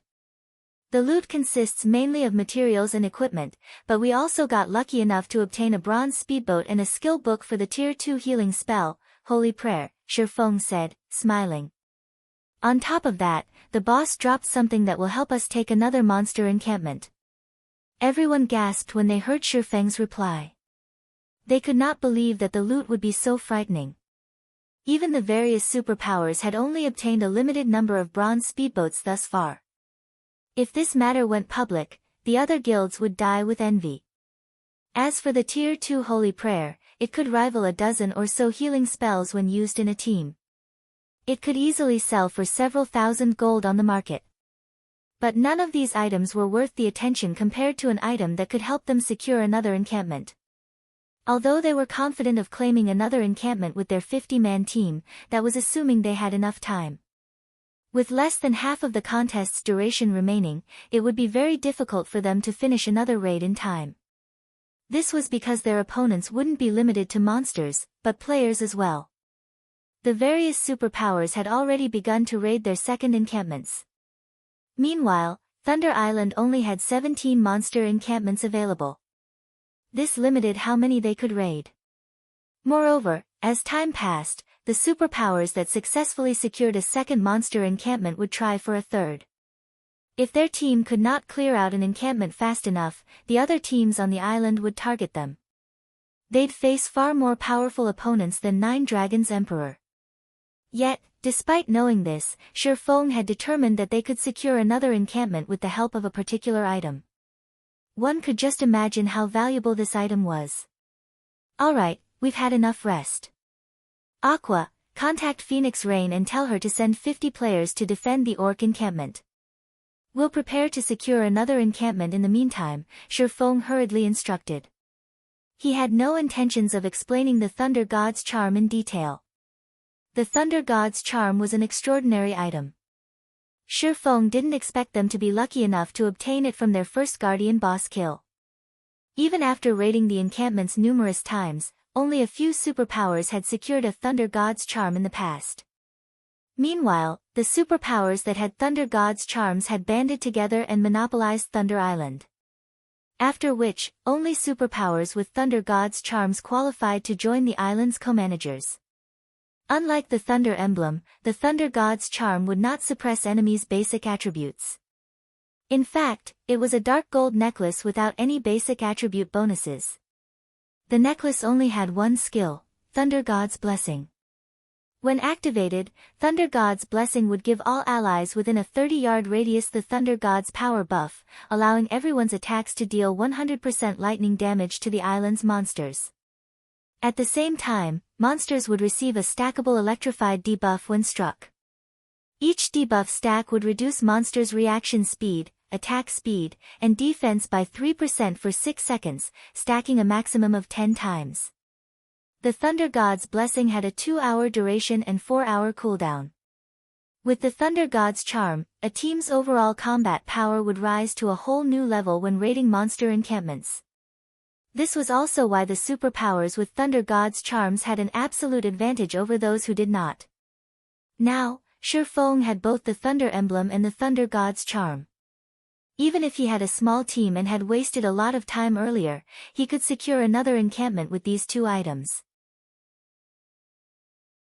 You still want to raid another monster encampment?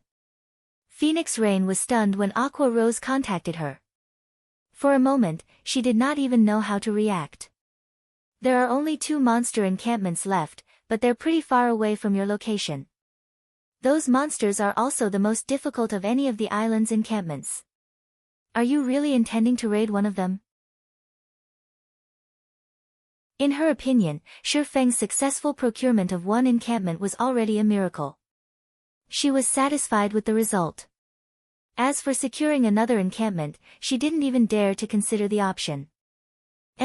Phoenix Pavilion Master, please tell your players to hurry. If we wait any longer, other guilds might try to raid those 2 encampments, Aqua Rose said, nodding. She then disconnected the call.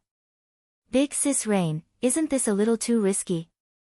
Ignoring the fact that they'll disrupt the other guilds, those 2 encampments' guardian bosses are level 60 Grand Lord ranked archaic species, they're impossible to raid. In addition, each of the guardian bosses has the protection of 2 specialized Grand Lords. With a 50-man team, Blue Phoenix said worriedly. The difficulty of dealing with those 2 encampments' guardian bosses was precisely the reason that the other superpowers, even those who had spawned close to the encampments, had decided to save them for last. It was one thing if Feng's team wasted a lot of their time trying to raid the encampments, but there would be consequences if they gave the other superpowers an advantage. I don't know. But there isn't much we can do since Zero Wing had made its decision. Let's just send some people over for now. The more time we waste, the more difficult their raid will be, Phoenix Rain said, shaking her head. She simply could not understand why Feng tried so desperately. Immediately, Phoenix Rain led 50 of the Phoenix Pavilion's core combatants to the orc encampment. After the 10 minutes or so it took Phoenix Rain's group to arrive, Feng opened a spatial gate and transported his team to the rock giant encampment. Among the various monster races on Thunder Island, the rock giants had the highest defense. The various guild scouts outside of Thunder Island quickly detected the movement and related the news to their superiors. Zero Wing's members are wildly arrogant. Just because they defeated 9 Dragons Emperor, they think they can raid an encampment that the superpowers have hesitated to challenge. They want to take on the rock giant encampment with only 50 players? Do they really expect the raid to be so easy? Once we secure our second encampment, we'll teach Zero Wing a lesson. The various superpowers merely laughed at Zero Wing's attempt to raid the rock giant encampment.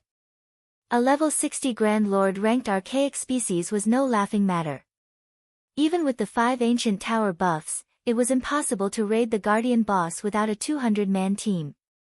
Furthermore, 2 specialized Grand Lords protected the Guardian boss. In other words, raiding the rock giant encampment would require at least 300 players.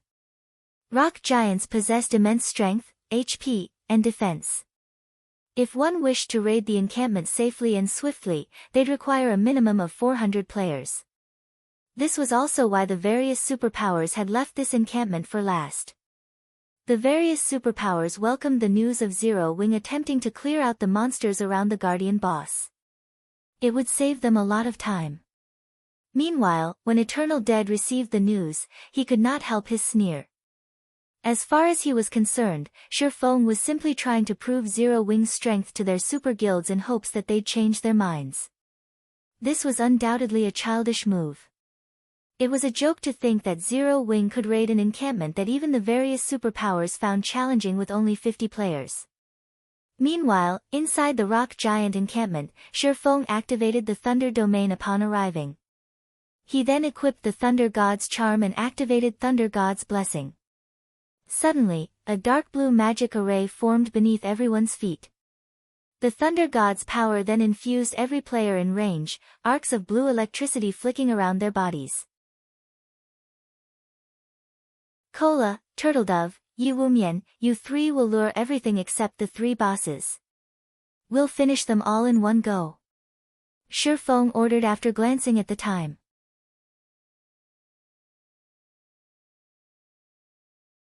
Chapter 1513, Godspeed Clearing. Chapter 1513, Godspeed Clearing. Everything. When the team heard Shifeng's strategy, they stared at the monster encampment before them. As they watched the rock giants in the encampment, they hoped they had misheard their commander. Although the rock giant encampment wasn't protected by watchtowers like the orc encampment, the rock giants were difficult enough to deal with. They became even more powerful when they gathered. The weakest rock giant was a level 55 chieftain, while the majority of them were level 56 and level 57 lords. There were also quite a few level 58 high lords and level 59 great lords. All of these rock giants had high HP and defense. In addition, their attacks had a chance of triggering armor break, allowing their attacks to ignore their target's defense. Though, depending on their ranks, the chances to trigger armor break varied. Even without armor break, the rock giants could deal a significant amount of damage to players. If they happened to trigger the effect, a Lord-ranked rock giant could likely kill an MT of the same level in 2 or 3 hits, not to mention the high lords and great lords. If they just charged into the rock giant encampment, it wouldn't take long for the monsters to pummel them to death. That's right. We'll get rid of the surrounding rock giants altogether. Although the rock giants have high HP, defense, and armor break, their movement and attack speeds are quite low. As long as we don't let them too close, they won't pose much of a threat. The main problem is how much aggro you 3 can hold, Shifeng said as he looked at Cola, Turtledove, and Yi Wumian.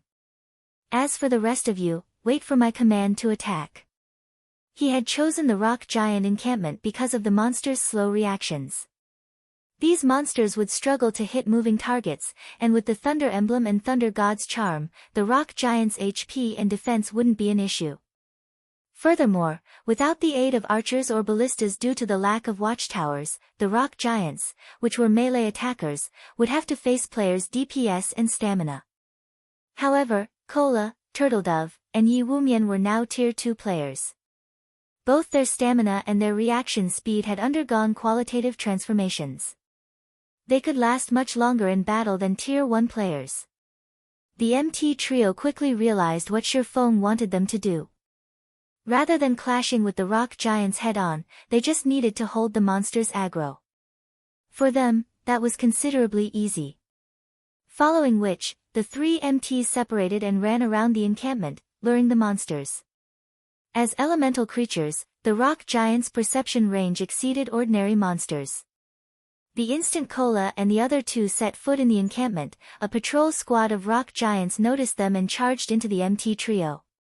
However, Kola and the others didn't change their course. Instead, they charged deeper into the encampment to lure the other patrol squads. The MT trio moved very quickly. Despite the numerous blockades, the three of them maneuvered through the crowds easily. A few times, they took a wrong path and came within attack range of a few rock giants, but they reacted quickly enough and defended themselves with their shields. Even when a Great Lord landed a hit, they only received around -5,000 damage. To these three players, that was nothing. Very quickly, the three MTs lured the encampment's 700 or so rock giants to the perimeter in a single, massive mob. The scene of hundreds of rock giants in a single group was even more terrifying than an army of 10,000 players. When they moved, the earth shook beneath their feet. Alright, everyone with a large-scale destruction spell, get ready. Shifeng moved his team into position when he saw the rock giant army approach. However, when his teammates saw the monsters, a sliver of fear pierced their hearts. Even the chieftains had 4,500,000 HP, whereas the strongest great lords had 50 million HP. This was definitely not an army that they could defeat with a few large-scale destruction spells. When the rock giants came within 30 yards of Shifeng, who stood at the forefront of the team, their HPs suddenly plummeted thanks to the Thunder Domain. These monsters' basic attributes had fallen by 30%. Now, the Great Lords had only 35 million HP, the High Lords had 21 million, the Lords had 13 million, and the Chieftains had 3,150,000. Kola, Turtledove, Yi Wumian, hold their aggro. Attackers, on my mark. Shifeng commanded. Understood. Immediately, the MT trio turned and faced the approaching rock giant army. They then used the Guardian Knight's Tier 2 skill, Punishing Light, and the Shield Warrior's Tier 2, skill War Rage. Both skills were AoE taunts and would temporarily force monsters to ignore everything but the skill's user. At the same time, the skills increased the user's defense. The MT trio used the taunts in 3 different locations. Although they could not pull every rock giant's aggro, they held the majority of the monsters. Seeing the MTs stabilize their hold, Shifeng followed up with Flame Domain. Towering pillars of fire rose from the ground, devouring every monster in the rock giant army. Arcs of electricity also danced around the flaming pillars. Not only did the first attack deal over -400,000 damage to each of the rock giants, but it had also inflicted the monsters with 4 stacks of the electrified debuff, decreasing their defense and reaction speed. By the time Flame Domain's 7-second duration ended, quite a few chieftain-ranked rock giants were dead. Shifeng then followed up with Lightning Edge, dealing over -300,000 damage to the remaining rock giants every second for 5 seconds. None of the chieftain-ranked rock giants had survived the 2 AoEs, reducing the monster army's numbers by half. As a result, Kola and the others had an easier time gathering the remaining rock giants in a single location. Good. DPS, attack. Shifeng commanded. Zhao Yueru, Blackie, Aqua Rose, Alluring Summer, and Violet Cloud immediately released their large-scale destruction spells. Although none of their attacks did as much damage as Shifeng's, when combined, the damage was astounding. Moreover, the rock giants now had 10 stacks of the electrified debuff, which eased the burden on Kola and his fellow MTs. After the wave of large-scale destruction spells, the battlefield was void of Lord-ranked rock giants. Now, only 40+ half HP High Lords and 6 Great Lords with 2/3 of their HPs remained. With this, the impossible task of clearing the encampment became a reachable goal. Everyone, prioritize the High Lords. All MTs, separate them. Kite them, and don't let them near you. Shifeng commanded. With 10 stacks of the electrified debuff, even Tier 1 MTs could easily evade the Great Lord's attacks. As long as they maintained the 10 stacks, they could kite the monsters without issue. Solitary 9 and Dark Madness dashed forward and pulled some of the rock giants' aggro, which was currently chaotic due to the previous bombardment. They then kite their monsters around the team, allowing the ranged players to attack. Zero Wing and Azura's members were treating the rock giants, which other teams had deemed impossible to defeat, like target practice. After suppressing the rock giants' defense, they were no more difficult than orcs of the same level. In addition, with Aqua Rose and the others' Tier 2 skills, the team took less than 30 seconds to finish off a half HP High Lord. Time passed quickly. Every 5 minutes, Shurfeng would cast Flame Domain. Every 10 minutes, Shurfeng executed Lightning Edge and the others used large-scale destruction spells like Frost Flame Hell. In less than 30 minutes after the battle had begun, the rock giants in the encampment's perimeter had been annihilated, feeding the team members EXP bars. Tier 1 players like Gentle Snow and Zhao Yueru had even gained a full level from the abundant EXP. Meanwhile, the various superpowers who were raiding their second encampment finally eliminated the monsters in their encampment's perimeters.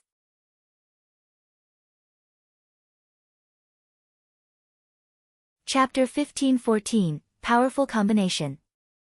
After Zero Wing's team swiftly cleared out the rock giant encampment's outer area, news of its success soon reached the various superpowers. They took out the outer area's rock giants in less than half an hour. How is that possible? They kite everything in the perimeter at once? Aren't they just a 50-man team? How is their DPS so high? I've really underestimated Zero Wing's members. They might actually capture the rock giant encampment. The various superpowers were shocked.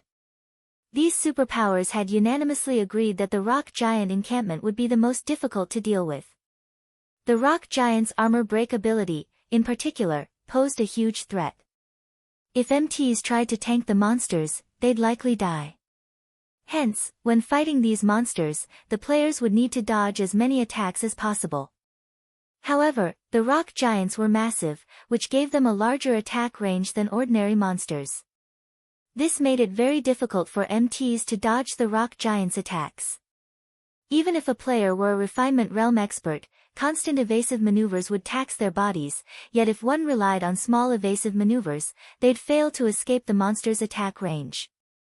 Relying on large evasive maneuvers for a short period wouldn't be a problem for heavily armored MTs, but as fate would have it, the rock giants had both high HP and defense. It would take a considerable amount of time to kill them.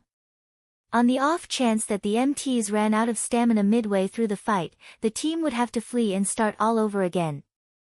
The amount of time a team would waste in dealing with the rock giants was only a small part of the problem. The bigger issue was the levels players would lose when they died. If players lost too many levels, they might not be able to use their current weapons and equipment, forced to use old items or retire from combat completely. Unlike in team dungeons, MTs could only afford to die a very small number of times on Thunder Island. Compared to the other superpowers, when Nine Dragons Emperor, who was in the middle of an encampment raid, heard the news, his expression twisted with fury. First, Zero Wing had stolen his orc encampment, wasting the time and effort his team had put into their first raid. Now, before he had even cleared out the new encampment's perimeter, Zero Wing had cleared out the rock giant encampment's perimeter. If this news reached the Dragon Phoenix Pavilion's guild elders, their estimation of him would plummet. Pavilion Master, now that Zero Wing's team has cleared the perimeter, we can organize a team to harass them. Even if we can't eliminate Zero Wing's team, we can at least prevent them from securing a second encampment, Martial Dragon suggested. There was a huge difference between a monster encampment's inner region and its perimeter. Although more monsters patrolled the perimeter, the monsters in the inner region were, on average, much stronger. Take the rock giant encampment, for example. The weakest rock giant in the inner area was a lord. Although there weren't as many of them, they were more difficult to defeat. If they sent a force to the rock giant encampment now, it'd arrive within 30 or so minutes. It was highly unlikely that Zero Wing would reach the Guardian boss before the force got there. They definitely had a chance of disrupting the troublesome guild's raid. No, we can't afford the risk. Don't forget that they still have a teleportation gate that allows them to travel across the island instantly. If we split our forces, they might come to steal our encampment again. Besides, do you really think that the rock giant encampment is that easy to raid? Don't forget that the guardian boss is a Grand Lord ranked archaic species. Although Nine Dragons Emperor hated to admit it, his current team could not afford to provoke Zero Wing. For now, tell all of our available forces to gather here. We'll use everything we have to raid this encampment. Understood. I'll notify them right away. As Martial Dragon listened to his commander's reasoning, he remembered Zero Wing's trump card. It was precisely because of that trump card that their team had suffered one defeat after another and had yet to capture a single encampment. Nearby, Lonely Heaven, Firmament's guild leader, wore a solemn expression when he heard of Zero Wing's success. How can this be? When Lonely Heaven heard that Zero Wing had begun to raid the rock giant encampment's inner region, regret gripped his heart. He had been displeased with Phoenix Rain's actions. After all, Firmament was a bona fide first-rate guild that had focused on developing its navy, yet Phoenix Rain considered Zero Wing more important, even providing the guild with various benefits and a ton of credits. By doing so, Phoenix Rain had silently expressed her opinion that Firmament couldn't compare to a guild like Zero Wing. Hence, he had decided to join Nine Dragons Emperor's side instead.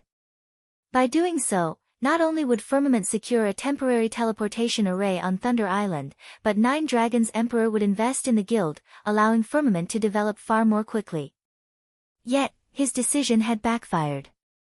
Even if Nine Dragons secured a monster encampment, Firmament wouldn't get a temporary teleportation array. On the other hand, Zero Wing, whom he had assumed was unfoundedly arrogant when the guild had promised Phoenix Rain 2 monster encampments, was close to fulfilling that promise.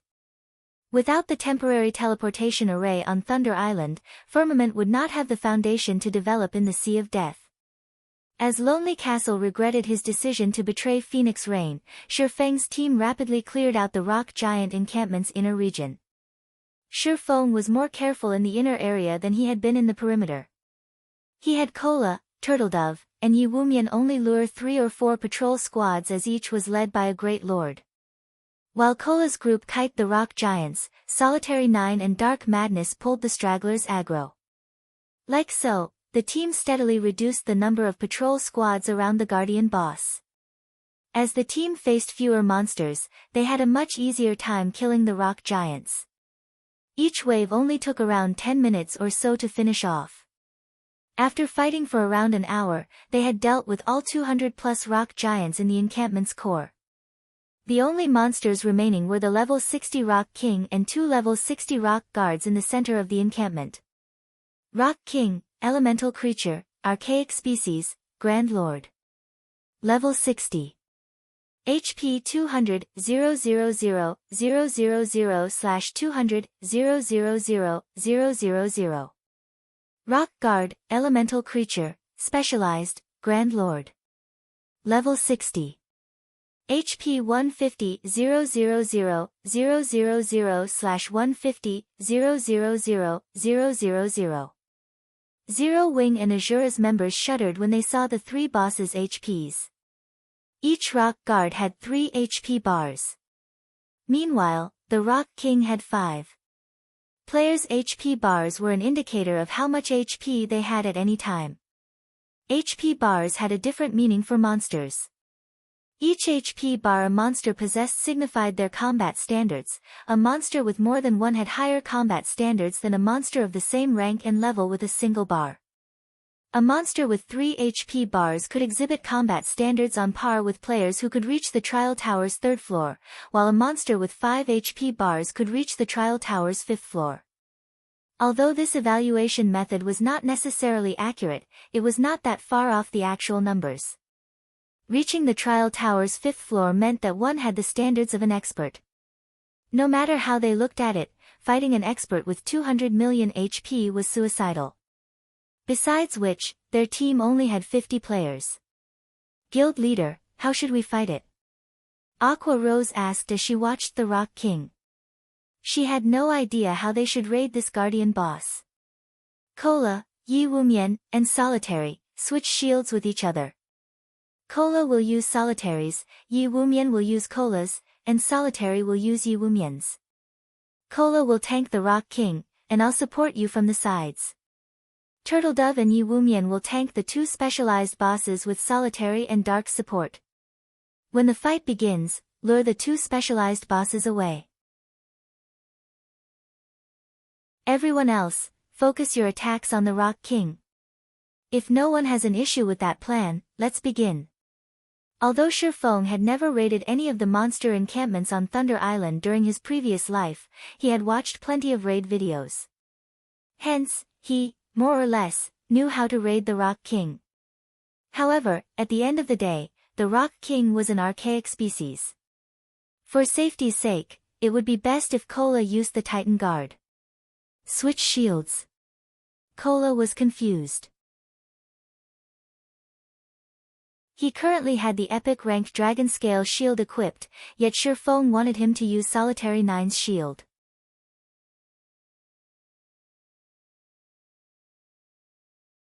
Chapter 1515, Oppressing an Archaic Species. Chapter 1515, Oppressing an Archaic Species. When Gentle Snow and the other Zero-Wing upper echelons heard Shifeng's command, they gave him confused looks. Since Cola would tank the Rock King, he should use the best items they had, yet Shifeng didn't want him to use the Dragon Scale shield. This would undoubtedly make raiding the Rock King even more difficult. Moreover, they were more surprised to hear that Shifeng would support Cola. Aside from high HP and defense, the Guardian Knight and Shield Warrior classes also had passive skills that reduced the damage and paralysis effect they suffered from attacks. The Swordsman class did not possess such skills. Meanwhile, the more powerful a boss was, the longer a player would be paralyzed after receiving one of its attacks. If the paralysis remained for too long, the MT could fail to keep up their defensive cycle and die. Hence, teams rarely relied on non-MT plate armor classes to support lead MTs, generally relying on Shield Warriors and Guardian Knights. However, after Cola received the Titan Guard and checked the shield's attributes, his jaw dropped. For a moment, he even wondered if his eyes were playing a trick. What amazing attributes! Cola stared at the Titan Guard with wide eyes. Originally, he had been somewhat reluctant to part with the Dragon Scale shield, but he fell in love with the Titan Guard at first sight. Fragmented legendary items were practically myths in God's domain. Although the Titan Guard was an epic item right now, he could upgrade it to fragmented legendary rank once he gathered 100,000 magic crystals. He'd even dare to provoke a mythic monster with the shield equipped, not to mention a Grand Lord ranked archaic species. Furthermore, even at epic rank, Titan Guard's attributes and skills were far more impressive than the Dragon Scale shields. A moment later, everyone moved into position and prepared to deal with the Rock King and its Rock Guards. Even from over 100 yards away, the team members could feel the Rock King's terrifying aura. Their breath quickened. This was especially true for the melee players. The Rock King's massive frame, 30 meters tall, loomed like a tall building. They did not doubt that they could die instantly should they fail to cope with its attacks appropriately. MTs, start the raid. Shifeng shouted once everyone was ready. With Shifeng's command, Cola, Turtledove, and Yi Wumian exploded into action, charging at the level 60 Rock King and Rock Guards separately. The moment the MTs were within the monster's 100-yard perception range, the three bosses, which stood at the altar in the center of the encampment, opened their crimson eyes. The instant the three bosses opened their eyes, Shifeng activated Thunder Domain to suppress the rock giants. However, the ability wasn't as effective, only suppressing the Rock King and Rock Guard's basic attributes by 20%. Even after Thunder Domain activated, the Rock King had 180 million HP. Thunder Domain's suppression enraged the Rock King. The Guardian boss bellowed and flexed its arms. It then slammed its fists against the ground. Boom! Upon impact, the ground shattered and a powerful shockwave radiated away from the Rock King. Like a tidal wave, the ground around the Rock King rose over 10 meters high as it surged towards Kola and the others. The Earth tsunami's length was impossible to avoid. Tier 3 spell, Earth Pulsation. Seeing this, the MT trio did not dare to be careless as they immediately activated their life-saving skills. Protection Blessing. Shield Wall. The healers on the rear line instantly began to cast magic shields and heal over time spells on the three MTs. Upon colliding with the Rock King's Earth Pulsation, the magic shields protecting Kola and the others shattered, and the three MTs were thrown over a dozen yards backward. When their bodies slammed into the ground, their HPs began to decrease rapidly. Only after falling past the 50% threshold did their HPs stop. Seeing this, Gentle Snow and the others gasped. A single hit had devoured over half of their three MTs' HP. Moreover, this was after they had activated their life-saving skills. Without their life-saving skills, the MT trio would have died. Fortunately, Shifeng had only sent these three first. MTs, secure aggro. Healers, use everything you have on the MTs. Everyone else, only attack after the MTs have the aggro. Shifeng remained unfazed. After all, this was merely the Rock King's opening attack. Although he had never raided the Rock King personally, he had watched recordings of numerous Thunder Island contests. He was very familiar with the island's guardian bosses. He knew all of their skills and weaknesses. Two factors made the Rock King a particularly challenging foe: Meteor Bombardment and Life Division. Both were powerful team-wipe moves. If these not dealt with appropriately, these skills would annihilate a team. Players would not even have a chance to escape. Compared to those two moves, the Tier 3 Earth Pulsation was child's play. Otherwise, the Rock King would not have been publicly acknowledged as one of the three strongest bosses on Thunder Island. Hearing Shifeng's command, everyone went into action. Kola secured his aggro on the Rock King and started to kite the Guardian boss in circles, while Turtledove and Yiwumian lured the two rock guards far away from the Guardian boss. Meanwhile, Solitary 9 and Dark Madness assisted Turtledove and Yiwumian in kiting the rock guards. However, a Grand Lord was still a Grand Lord at the end of the day. Even if Thunder Domain weakened the Rock King and Rock Guards, their movement speeds and attack speeds were still superior to the Great Lord-ranked Rock Giants. When the three bosses attacked the MTs with their palms, it looked as if they were swatting flies. Each of their palms was easily 8 yards across. Despite Kola and the others' promotions to Tier 2, they struggled to dodge the boss's attacks and were hit from time to time. Turtledove and Yiwumian were somewhat lucky. Due to their life-saving skills still being active, they only received around -8,000 damage when they blocked the Rock Guard's normal attacks.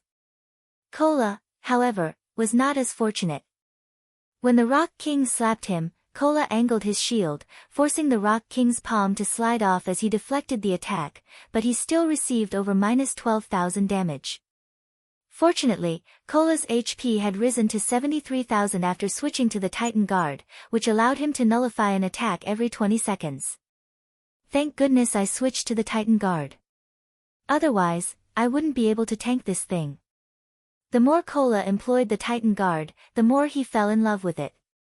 In his opinion, the extra HP and damage nullification were secondary. The paralysis reduction effect was the shield's true power. The 30% paralysis reduction allowed him to dodge and block the Rock King's attacks more easily. Without that effect, he wouldn't be able to react in time to block the second attack even if he blocked the first and reduced its damage. He'd have to receive the full brunt of the Rock King's attacks, and if that happened, he wouldn't be surprised to suffer -30,000 damage with a successful block. The Rock King was no pushover either. The Archaic species bloodline gave the Rock King higher attack speed and reaction speed than the other rock giants. As a result, it could strike Kola twice, worsening the paralysis effect the Guardian Knight suffered. When the Rock King's third attack descended, Kola couldn't move into position to deflect the attack in time, having no choice but to block the attack with the full breadth of Titan Guard. Suddenly, a blue flash struck the Rock King's descending palm. Boom! The impact deviated the Rock King's attack trajectory, its palm strike landing half a yard away from Cola. Guild leader Aqua rose and the others were shocked. Shifeng had dealt the blow that deviated the Rock King's attack, yet despite taking a hit, he had only lost a little over 10,000 HP. He had received less damage than Cola when the MT deflected an attack. The most impressive aspect of the counterattack was that Shifeng didn't show any signs of suffering paralysis. The sacred sword he wielded only trembled slightly. Players had to rely on their own attributes on Thunder Island, prohibited from using any berserk skills, yet Shifeng had still accomplished such an astounding feat.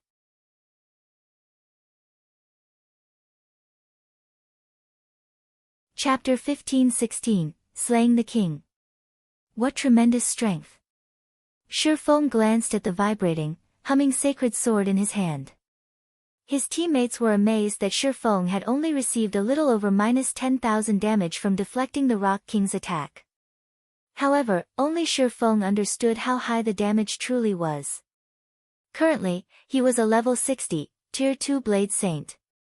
In addition, he had multiple epic weapons and pieces of equipment on top of 3 fragmented legendary items. Although rings and capes provided a much lower boost than weapons, they were still precious fragmented legendary items. Epic items simply couldn't compare. He also had the Aura of Earth, which increased his defense and decreased incoming damage, activated, yet despite these factors, he still took over -10,000 damage from just redirecting the Rock King's attack. Had he received the Guardian Boss's attack head-on, the consequences would have been dire. After Shifeng deflected the Rock King's attack, the latter swung its other arm, attacking Cola again. However, since Shifeng had bought Cola a moment's peace, he had recovered from the paralysis effect. He immediately turned and leaped backward, his shield angled to deflect the Guardian Boss's attack while using the resulting impact to propel himself towards the Rock King. When Cola returned to the ground, he stood next to the Rock King's feet. He then brandished his sword, a streak of golden light smashing into the boss's massive foot. Tier 2 skill, Divine Strike. Suddenly, a high amount of damage appeared above the Rock King's head. -52,497. But Cola wasn't satisfied. The Tier 2 Divine Strike was his strongest skill, and Thunder God's power added lightning damage to his attack, yet he only dealt a little over -50,000 damage. If he were fighting any other boss, he would deal over -80,000 damage. However, due to this attack, Cola had stabilized his aggro on the boss. Everyone, focus your fire on the Rock King. Shifeng commanded. Immediately, the ranged classes launched one attack after another. Unfortunately, most of the damages weren't particularly high. On average, Tier 1 skills only dealt around -14,000 damage to the Guardian Boss, whereas Tier 1 players' normal damage hovered between 5 and 6,000. Moreover, this was including the bonus damage from Thunder God's power. Just how high is this Rock King's defense? Everyone winced when they saw their meager damages. Their damage and levels currently ranked at the very peak of God's domain, yet against this boss, their damage was pitiful. The Rock King's current maximum HP was 160 million. It could regenerate 1,600,000 HP every 5 seconds, 320,000 HP every second. Meanwhile, their team only included 35 DPS players. If everyone only dealt an average of -10,000 damage per second, they'd barely do any actual damage to the Guardian Boss. Fortunately, they had the damage increase from Thunder God's power. Otherwise, they'd have no hope of defeating this Guardian Boss. Only now did Zero Wing and Azura's experts understand why the various superpowers had saved the Rock Giant encampment for last. It wasn't just because of how challenging the ordinary Rock Giants were to clear out, but because of the difficulty of raiding the Rock King. However, when Aqua Rose and the other Tier 2 ranged players made their move, damages over -20,000 began to appear above the monster's head. Some attacks even dealt over -40,000 damage. After the first wave of ranged attacks, Fire Dance, Shadow Sword, Flying Shadow, Rampant Blade, and Gentle Snow and the other Tier 1 melee players finally assaulted the boss. Tier 2 Skill, Successive Shadow Steps. Tier 2 Skill, Blade Storm. Tier 1 Taboo Skill, Frozen River. When the Tier 2 players' numerous skills struck the Rock King, the rest of the team was astonished. -56,487. -124,678. -58,037. -42,054. -31,675. Massive amounts of damage appeared above the Rock King's head, one after another, swiftly reducing the Guardian boss's HP. Fire Dance's attacks, in particular, were absurdly strong. Her normal attacks alone dealt over -13,000 damage each, nearly -30,000 damage with a critical hit. When she used her skills, she could easily deal over -50,000 damage, over -100,000 damage if she achieved a critical hit. Fire Dance alone dealt more damage than 5 Tier 1 melee players combined. Big Sis Fire really is too fierce. Even though I'm going all out, I can't deal half as much damage as she can. Blackie's eyes nearly fell from their sockets when he saw the team's damage ranks. Despite both of them being Tier 2 players, there was such a massive gap between them. So, she is one of Zero Wing's upper echelons? Lifeless Thorn was at a loss for words as he looked at Fire Dance's consistent damage. Cleansing Whistle and the other Azura members were similarly stunned. Back in Cold Wind City, Lifeless Thorn's DPS had ranked at the very top.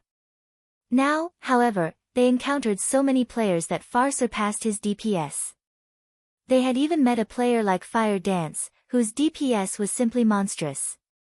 However, the most impressive player among them was still Shifeng.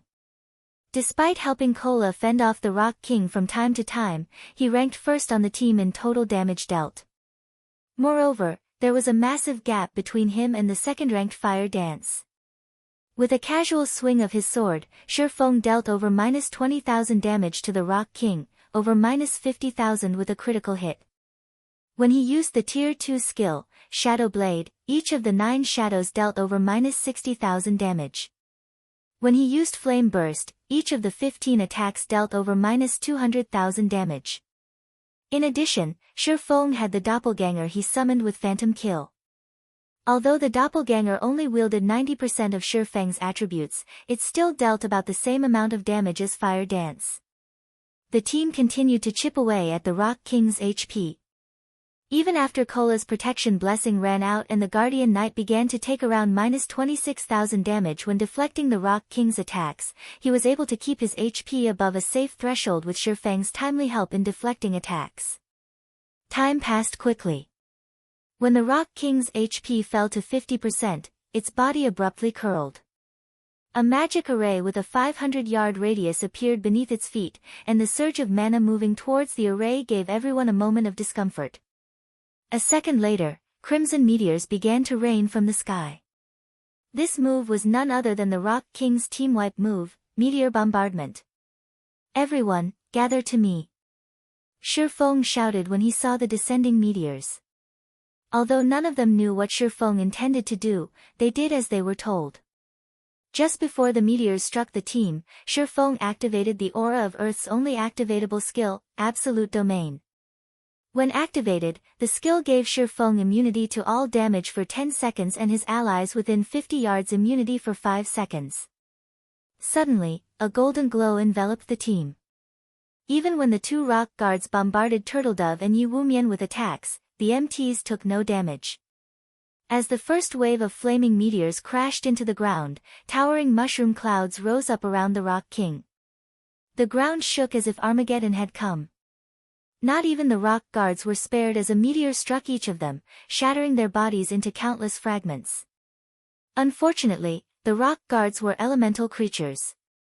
Even after they had shattered, they quickly gathered the broken pieces and reconstructed themselves. Only, as soon as they reformed, another wave of meteors crashed into them, shattering them once again. Each meteor wave dealt millions of damage to the 2 Grand Lords. In the end, the rock guards' bodies had been destroyed 9 times throughout meteor bombardment's 4-second duration. When the smoke and dust settled, it revealed the utter disaster the rock giant encampment had become. Massive craters littered the encampment. Meanwhile, the Rock King had lost over 10 million HP in its own attack. Seeing this, the players nearly lost their footing. Fortunately, they had been protected by Shifeng's absolute domain. Otherwise, they would have all died. Good. The meteors have forced the boss into a weakened state. Attack with everything you've got. Shifeng commanded when he saw the Rock King, who remained immobile after its spell had ended. Hearing Shifeng's command, everyone quickly resumed with their assault, bombarding the Rock King with every skill and spell they had. The weakened Rock King's defense was at an all-time low, doubling everyone's damage. Since the Rock King was immobile, they didn't need to worry about it blocking their attacks either. A series of damages appeared above the Rock King's head, draining its HP like flowing water. In less than a minute, the Rock King's HP fell to 20%, at which point the Guardian boss stood and bellowed in rage. Cracks formed across its body before numerous fragments began to fall off. These fragments then formed Lord-ranked rock giants, the exact same number as the team's players, 50. This sudden change also decreased the Rock King's HP to 10%, but it had entered a defensive state, significantly increasing its defense. Now, the team members' attacks dealt less than 20% of what they did originally. This was the Rock King's other team wipe move, Life Division. If players couldn't defeat the Lord-ranked rock giants in time, these rock giants would be reabsorbed and restore the Rock King's HP, each rock giant healing the Guardian boss for 1% of its HP. Meanwhile, if the Rock King's HP recovered to 50%, it would use meteor bombardment again. The team nearly succumbed to despair at this turn of events.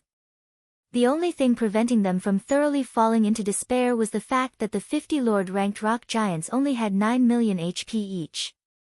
After including the 30% suppression from Thunder Domain, each rock giant only had 7,200,000 HP. Shifeng, however, had long since prepared for this moment. Relaxed, he commanded, Cola, aggro the mobs. Blackie, give Cola a Guardian of Light. Everyone with large-scale destruction spells, use them. Hearing the command, Cola dashed into the monster crowd and used the Tier 2 AoE taunt, Punishing Light. Immediately, all 50 rock giants set their sights on Cola. At the same time, Blackie cast Guardian of Light, rendering the Guardian Knight immune to all magic damage and reducing incoming physical damage by 80%. At the same time, the skill healed Cola for 5% of his HP every second for 20 seconds. With Cola's defense and Guardian of Light's damage reduction, he only took around -300 damage from the level 60 Lord's attacks. Even when he received a direct hit, he only took -1000 damage. With Guardian of Light's healing, he easily endured the rock giant's attacks. After Cola used Tier 1 Devotion, another AoE taunt, Shifeng, Blackie, Aqua Rose, Alluring Summer, and Zhao Yueru simultaneously cast their large-scale destruction spells. Despite the numerous spells raining down on him, Cola received no damage, but the same could not be said for the rock giants. By the time every large-scale destruction spell ended, the 50 rock giants were no more. Once the team annihilated the rock giants, the Rock King was forced out of its defensive state and sustained another 20-second weaken period. Attack with everything you've got. Don't let it split a second time. Shifeng shouted. Shadow Blade. Phantom Kill. 9 Dragon Slash. Dragon Breath. As Shifeng executed these skills, he sacrificed 20 units of life force and activated the strongest divine providence. When the Rock King's HP fell below 1 million, he followed up with Flame Burst. In the end, he only needed 3 hits to destroy the Rock King's final strand of HP.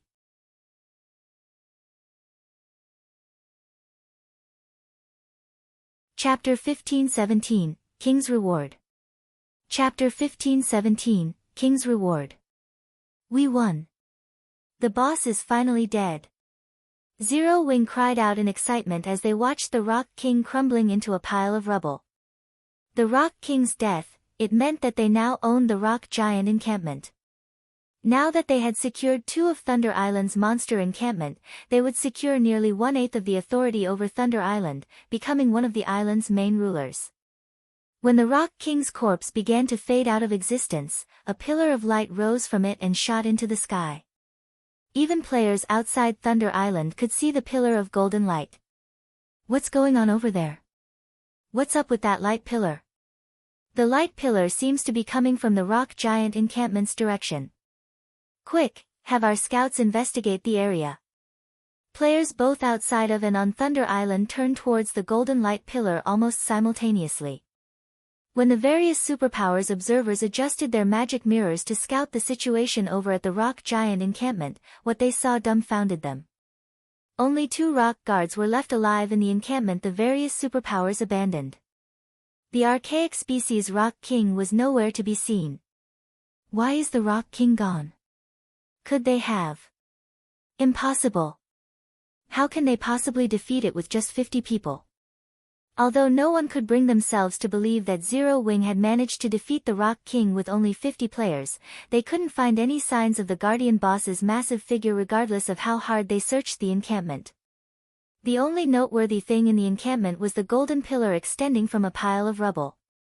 With this, they had no choice but to accept the fact that Zero Wing's 50-man team had secured the Rock Giant encampment.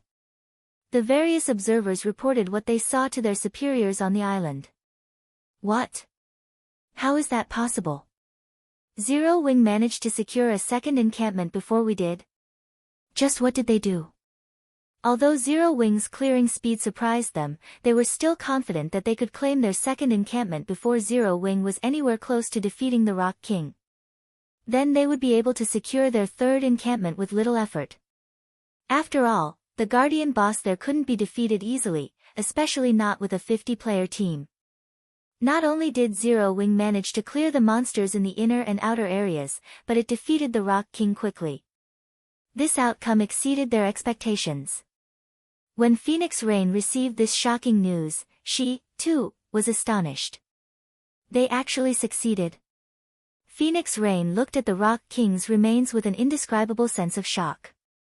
At this point in the contest, the various superpowers had almost finished claiming their second encampment, and they had far more players than she and Zero Wing.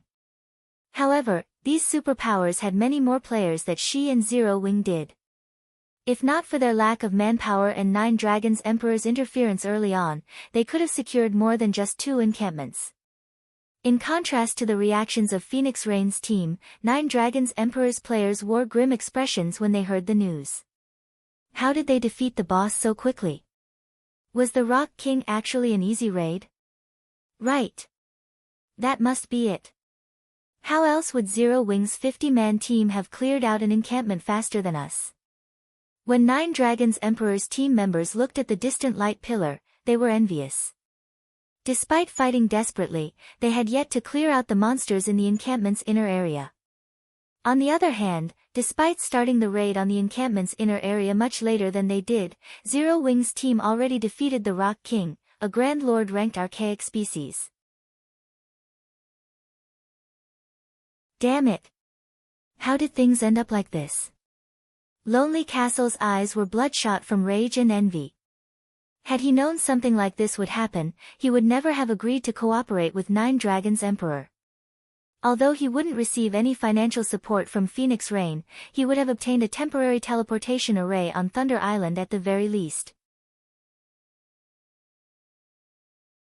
With the teleportation array, Firmament would be able to further the development of its naval forces and gain the opportunity to surpass the other first-rate naval guilds. Now that opportunity was gone. Pavilion Master, this will be troublesome. Now that Phoenix Rain has secured 2 monster encampments, the Great Pavilion Master will side with her, Martial Dragon said as he gave the light pillar a grim look. Had Phoenix Rain only secured 1 monster encampment, they could still, more or less, compete with her, but they'd lose their advantage if she secured 2 encampments. Not only could she convince more large guilds to ally with her, but she would also gain the guild elders' support during the next contest. Phoenix Rain also had a powerful ally like Zero Wing. Not only would Phoenix Rain be able to get more players to take part in the next Thunder Island contest, but she would also have many more powerful experts supporting her. Zero Wing. Killing intent welled up within Nine Dragons' Emperor. Immediately, he commanded, after the battle, notify Beast Emperor that I'll support him fully. But I have one condition. I want Zero Wing eliminated from God's domain. This. The guild elders will likely voice their opinions about this matter. After all, Zero Wing is in the same boat as Phoenix Rain. If we use the Dragon Phoenix Pavilion's strength to deal with Zero Wing publicly, Martial Dragon said worriedly when he heard Nine Dragons' Emperor's chilling tone. Let them. As long as Phoenix Rain loses Zero Wing's support, we'll have a chance to struggle onward. Nine Dragons' Emperor stated, determined. His voice radiated killing intent. He had always treated Zero Wing as one of Phoenix Rain's chess pieces and had never placed any importance on the guild. Now he fully understood that Zero Wing was no mere chess piece. Instead, it was Phoenix Rain's lifesaver. He would be eliminated from the competition for the Great Pavilion Master's position sooner or later if he didn't disregard his reputation and destroy Zero Wing while it was still developing. Even if he had to earn the Great Pavilion Master's displeasure, he was determined to destroy Zero Wing thoroughly. Understood. Martial Dragon looked at Nine Dragons' Emperor's determination in shock. Nine Dragons' Emperor would normally only place such great importance on super guilds and super first-rate guilds, yet he was doing the same for Zero Wing now. In fact, this was the first time he had ever seen Nine Dragons' Emperor willing to go to such lengths to defeat a foe. Zero Wing's members received a system notification while the various superpowers were shocked by their successful capture of the rock giant encampment. System, congratulations. You have defeated the Rock King with less than 100 people. Rewarding 15 Thunder Island reputation and 800 Thunder Island contribution points. System, congratulations. You have defeated the Rock King during the first struggle for Thunder Island. Rewarding 20 free mastery points, 5 legacy skill points, and 1000 Thunder Island contribution points. 2 system notifications appeared consecutively, stunning the team. While they might not know the value of Thunder Island's contribution points, they knew the importance of mastery points and legacy skill points. When one had enough mastery points, their base damage would increase. As for legacy skill points, players typically received some when they leveled up. With the 5 points they just received, they could easily learn an additional Tier 1 legacy skill. They could even learn a Tier 2 legacy skill if they obtained some more points, greatly enhancing their combat power. It was true that Shifeng's leadership had allowed them to defeat the Rock King so easily this time, but another reason that quite a few players in the team possessed Tier 2 skills, which allowed their team's overall damage to exceed the Rock King's battle recovery. After the system notifications ended, the light pillar rising from the center of the encampment began dissipating gradually. Dazzling items of various shapes and color then rained down from the sky, forming a small mountain where the Rock King's corpse had previously lain. The brilliant glow and powerful aura the mountain of items radiated moved the team members' hearts.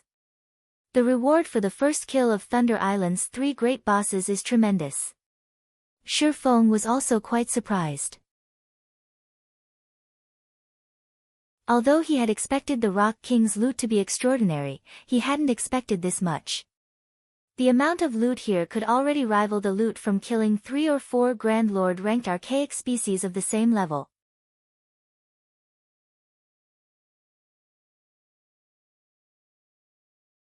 Chapter 1518, Magic Workshop. Chapter 1518, Magic Workshop. The Rock King's loot did not shock only Shifeng and his team. Even the players watching the encampment from outside of the island drooled when they saw the small mountain of items. Isn't the Rock King only an archaic species? Why did it drop so many items? By the looks of it, there should be more than 150 items. If I had that loot, I could make a fortune overnight by selling them. Everyone felt a deep jealousy of Zero Wing as they looked at the rock giant's loot. The Rock King was a level 60, Grand Lord ranked archaic species. The most common item would drop would be at least level 50 plus fine gold equipment. If one were lucky, it might even drop level 50 plus dark gold equipment. Even super guilds and super first-rate guilds experts would drool over level 50 plus fine gold equipment, not to mention dark gold equipment. Epic items were simply too rare. Not even superpowers peak experts necessarily had one. At a glance, they could spot over 30 weapons and pieces of equipment among the loot. One could just imagine how valuable that miniature mountain was.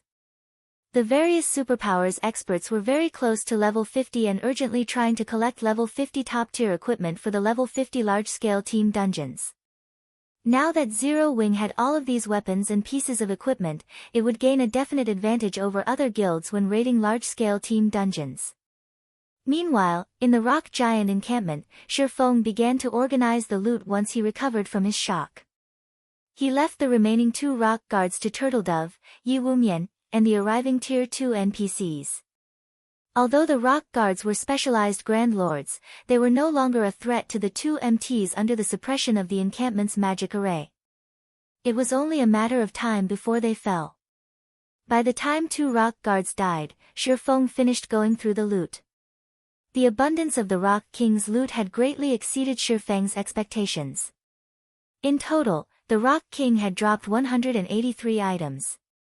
Among them, 55 were super rare materials, 71 were gemstones of various kinds, 24 were magic scrolls, and 32 were weapons and pieces of equipment. The most inferior of the weapons and equipment was level 50 fine gold rank, while the best items were 3 level 55 dark gold weapons.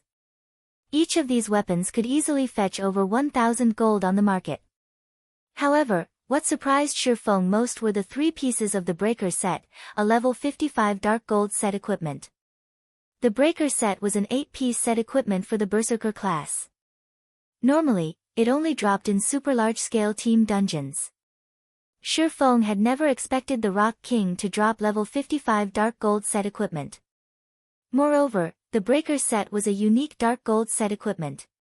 If players collected 2 or more pieces of the set's level requirement would decrease by 5 levels. This meant that level 50 players could equip the items. In terms of basic attributes, the individual pieces of the Breaker set were only slightly weaker than level 50 epic equipment. The Guardian boss had also dropped a piece of epic growth type equipment called the Soul Robe. The Soul Robe wasn't restricted to a specific class, although its skills and attributes were suited for healers. When equipped, the robe increased the potency of the wearer's healing spells by 5%. The robe also offered the passive skill, Soul Fluctuation. This passive skill would recover the wearer's mana even when in combat. This skill was akin to an everlasting mana recovery potion during battle. With this skill, a healer could support their allies without worrying about mana. When Shifeng shared the Soul Robe's attribute panel with the team, it earned a round of gasps.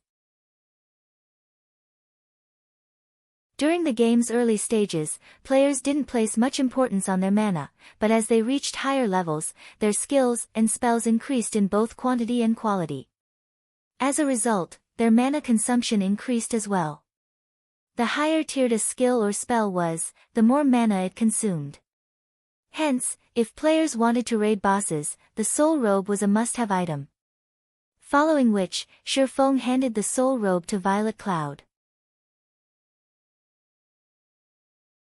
Whether players were up against other players or monsters, a powerful healer on a team was of the utmost importance.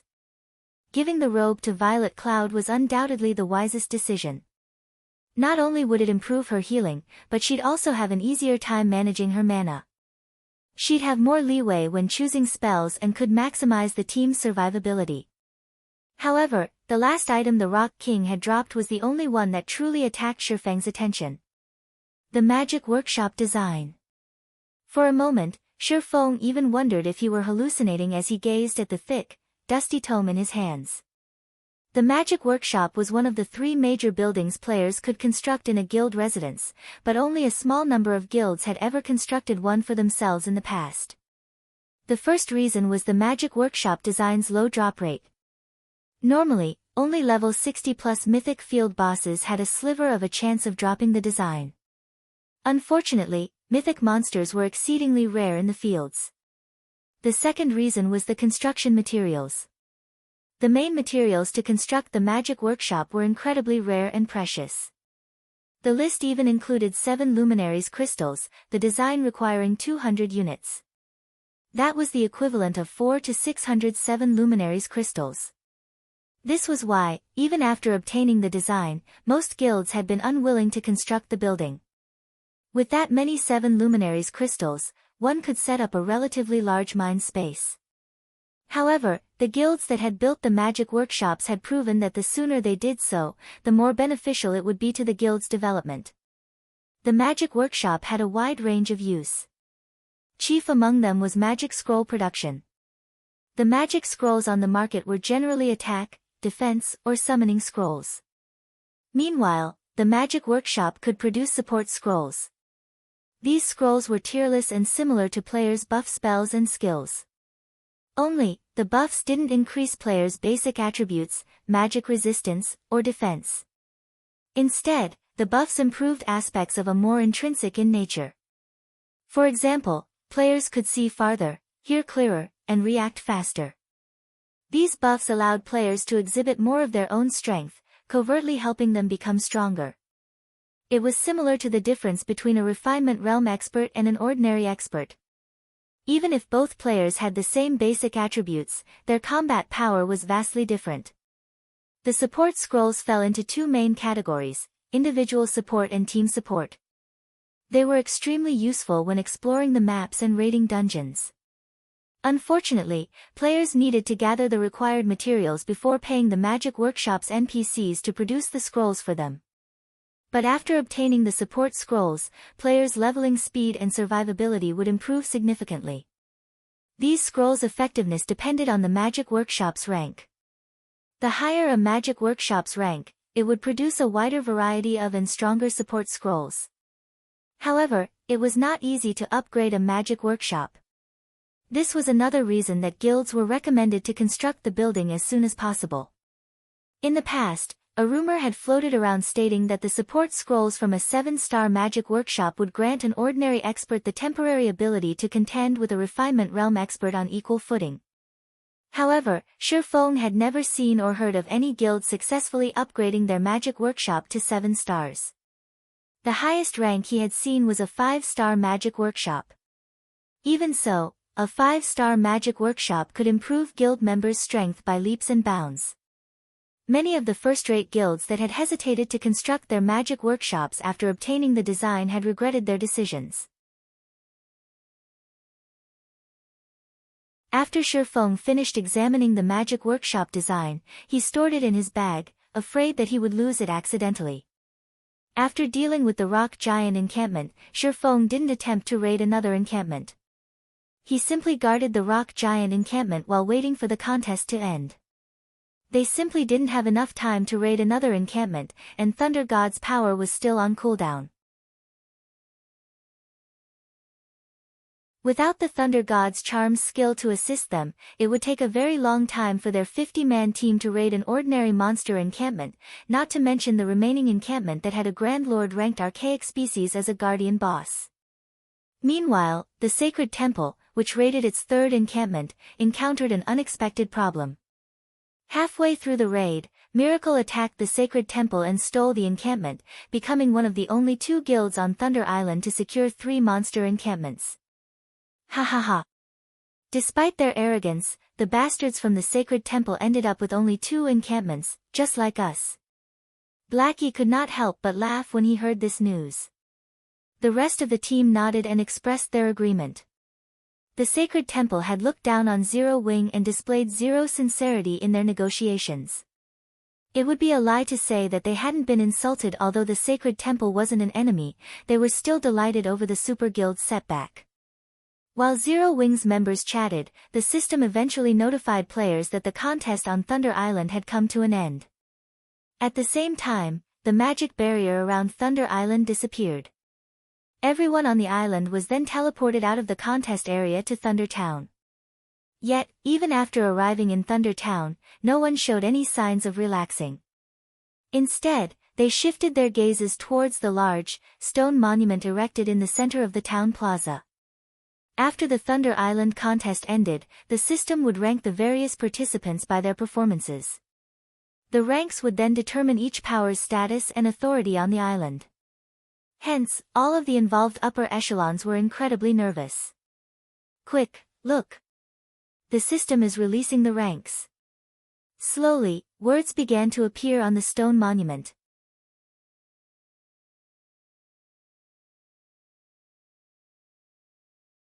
Chapter 1519, Thunder Island Rankings. I wonder who will get first place. I've heard that first place gets to control the only large shipyard on Thunder Island. Whoever gets that shipyard will definitely have an easier time developing in the Sea of Death. That's right. I've heard that the large shipyard on Thunder Island can produce unique speedboats and cargo ships. Anyone that gets the shipyard will easily be able to expand their naval forces. All of the rewards for the top 5 ranks are pretty good.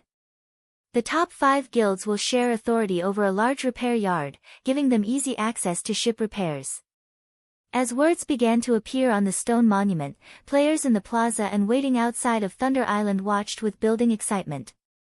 Even players who didn't belong to the various superpowers were paying close attention to the ranking because the powers on the list would be in control of Thunder Island for some time. If one had a rocky relationship with the ruling superpowers, they'd likely have to avoid Thunder Island and the Sea of Death until the next contest.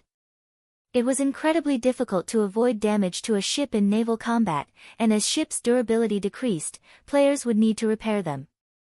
If one were an enemy of the powers controlling Thunder Island's shipyards or repair yards, this contest's results could deal a devastating blow to their naval development. Thunder Island was the only location that offered repairs in the Sea of Death, and traveling to and from this zone was troublesome and time-consuming. As for obtaining a temporary teleportation array, that was impossible. There weren't even enough teleportation arrays for all of the participating superpowers. All minor characters like themselves could do was stand by and watch from the sidelines. As players quietly chatted, the first-place guild's name appeared on the monument. Miracle. How is it Miracle? Didn't the Battle Wolf secure 3 encampments as well? It should be because of the impromptu merge between Nine Dragons Emperor and Miracle's teams. Don't forget, Nine Dragons Emperor's side also secured an encampment. With this, Miracle technically has 4 encampments under its control. Naturally, it secured first place. Wow, Nine Dragons Emperor really did that. Won't he lose all authority over Thunder Island by merging with another team? It can't be helped. Nine Dragons Emperor dug his own grave by starting a fight with Phoenix Rain. Had he not done so, he could have easily gained a share of authority over Thunder Island.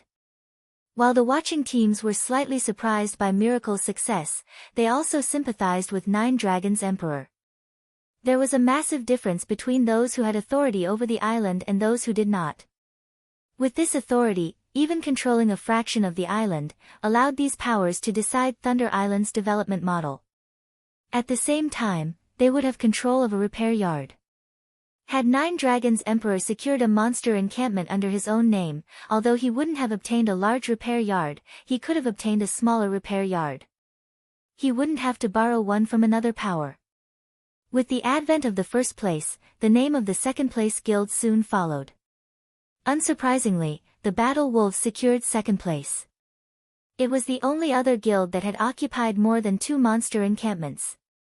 By coming in second place, the Battle Wolves had gained complete control over a medium shipyard, 25% of the shares of a large repair yard, and full control of a small repair yard.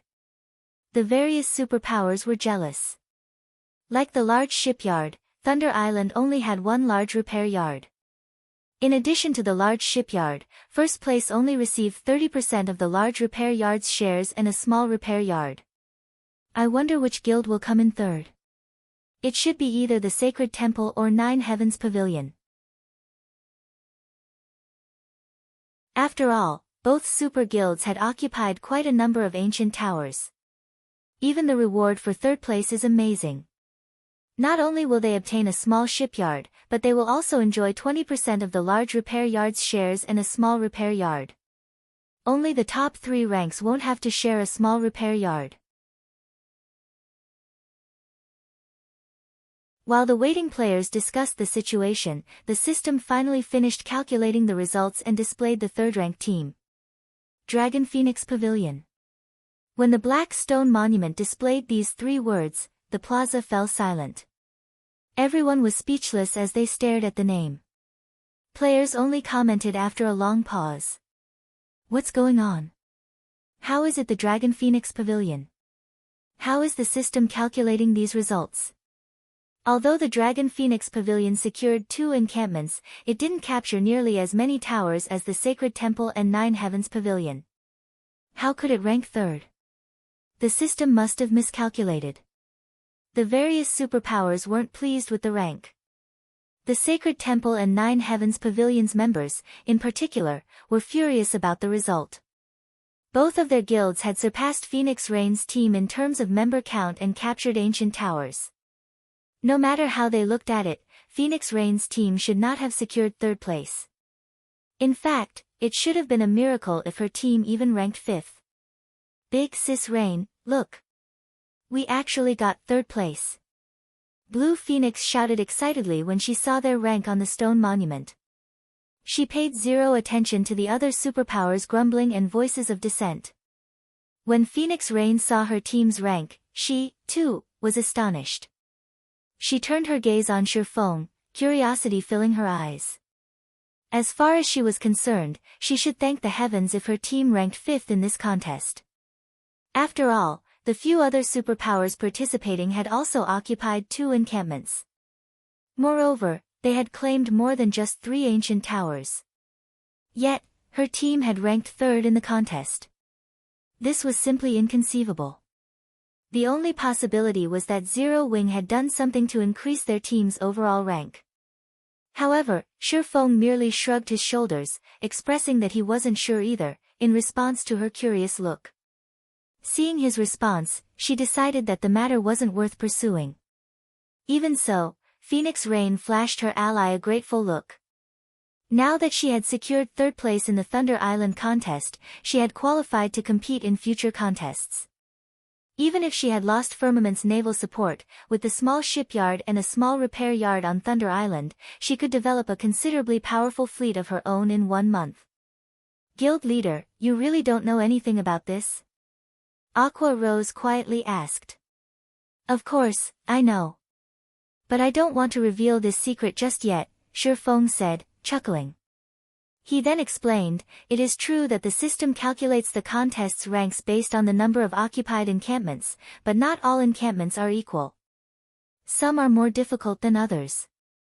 Naturally, the more difficult a monster encampment is, the more points a team can gain by capturing it.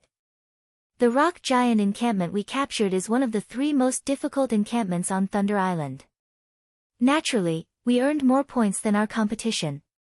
Current players hadn't yet discovered the matter of different encampments rewarding a different number of points. Players had only reached this conclusion in the past after multiple contests. When a team had limited strength, those who knew this information could earn a better result. Although their team had only captured 2 monster encampments on paper, the Rock Giant encampment awarded the most points of any encampment on Thunder Island. The encampment awarded the equivalent of 1.5 times an ordinary encampment. Hence, Shurfeng wasn't surprised that their team had ranked third in the contest. In fact, this was precisely why he had chosen the Rock Giant encampment over an easier target. Phoenix Rain. Jealousy tore at 9 Dragons' Emperor as he shot Phoenix Rain a nasty look. Despite all of his effort and resources, he had only obtained a temporary teleportation slot. In contrast, Phoenix Rain had secured a portion of authority over the island and ranked third in the contest. The Great Pavilion Master and previously neutral elders would definitely give her their full support now. Meanwhile, Lonely Heaven's stomach twisted with regret. If he had access to a small shipyard and repair yard on Thunder Island, furthering Firmament's naval forces and surpassing the other first-rate guilds would be easy. A heavy silence loomed over the sacred temple's upper echelons. Eternal Dead, in particular, wore a solemn expression. Guild leader, the Battle Wolves has stated that they want to reopen negotiations with Phoenix Rain and Zero Wing. What should we do? Quiet Melody hesitantly asked the silent man beside her. The contest's outcome was unexpected. Their original plan was to share control of half of Thunder Island's sole large repair yard with Battle Wolves. However, that was no longer possible.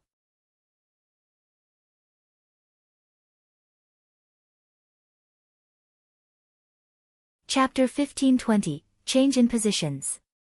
Chapter 1520, Change in Positions. The Battle Wolves plan to renegotiate with Phoenix Rain and Zero Wing? A frown appeared on Eternal Dead's solemn face when he heard Quiet Melody's words. I understand. Tell the Battle Wolves that we'll leave negotiations to them. If the Battle Wolves decide to accept Phoenix Rain and Zero Wing's conditions, we won't argue. He had hoped to teach Zero Wing the difference between their guilds, but he never expected this kind of outcome. Together, Phoenix Rain and Zero Wing had actually outperformed the Sacred Temple. Now, he had no choice but to lower himself and reopen negotiations with Shurfeng. Understood. Quiet Melody nodded. Eternal Dead's reply didn't particularly surprise her. After all, he had climbed to the guild leader's position with the unanimous support of the previous guild leader and various elders because he always kept the guild's best interest in mind. Rather, Quiet Melody was curious about Zero Wing. Very few existences in the virtual gaming world were capable of forcing Eternal Dead to admit defeat. It would seem that Zero Wing had become one of them. While everyone was shocked about Phoenix Rain and Zero Wing's rank, the stone monument in the plaza continued to reveal the following ranks. In the end, the Sacred Temple ranked 4th in the contest, obtaining 15% of the large repair yard's shares and 50% of a small shipyard's shares. The Nine Heavens Pavilion came in 5th. At 5th place, the Super Guild acquired the final 10% of the large repair yard's shares and 50% of a small shipyard. The crowd paid little attention to the remaining ranks since 6th place and below hadn't earned any shares of Thunder Island's large repair yard. In fact, they weren't even granted any control of a small shipyard. They only gained the right to vote for Thunder Island's development path and temporary teleportation arrays. Meanwhile, after the ranks were announced, news quickly reached the ears of the various naval forces outside of Thunder Island. What? The Phoenix Pavilion was the dark horse in the competition and even surpassed the Sacred Temple and Nine Heavens Pavilion. I recall that Phoenix Rain had secured 2 monster encampments. She should have 4 temporary teleportation arrays now. Since Firmament betrayed her, and Zero Wing only needs 1, she should have 2 teleportation arrays to spare. If we ally ourselves with Phoenix Rain, we might have a chance of obtaining one of them. Thank goodness we didn't agree to work with Nine Dragons Emperor. We would have lost any hope of befriending Phoenix Rain. The various first- and second-rate naval guilds quickly took note of Phoenix Rain's remaining teleportation arrays. Unlike Phoenix Rain, the other superpowers had already reserved their extra temporary teleportation arrays for their allies. Some superpowers had even failed to meet their original goals and acquire enough teleportation arrays. On the other hand, one of Phoenix Rain's partners had betrayed her, so it was entirely possible to ally with her team and obtain one of the arrays. Big Sis Rain, several large guilds with relatively powerful navies have contacted us, stating that they're willing to work under you.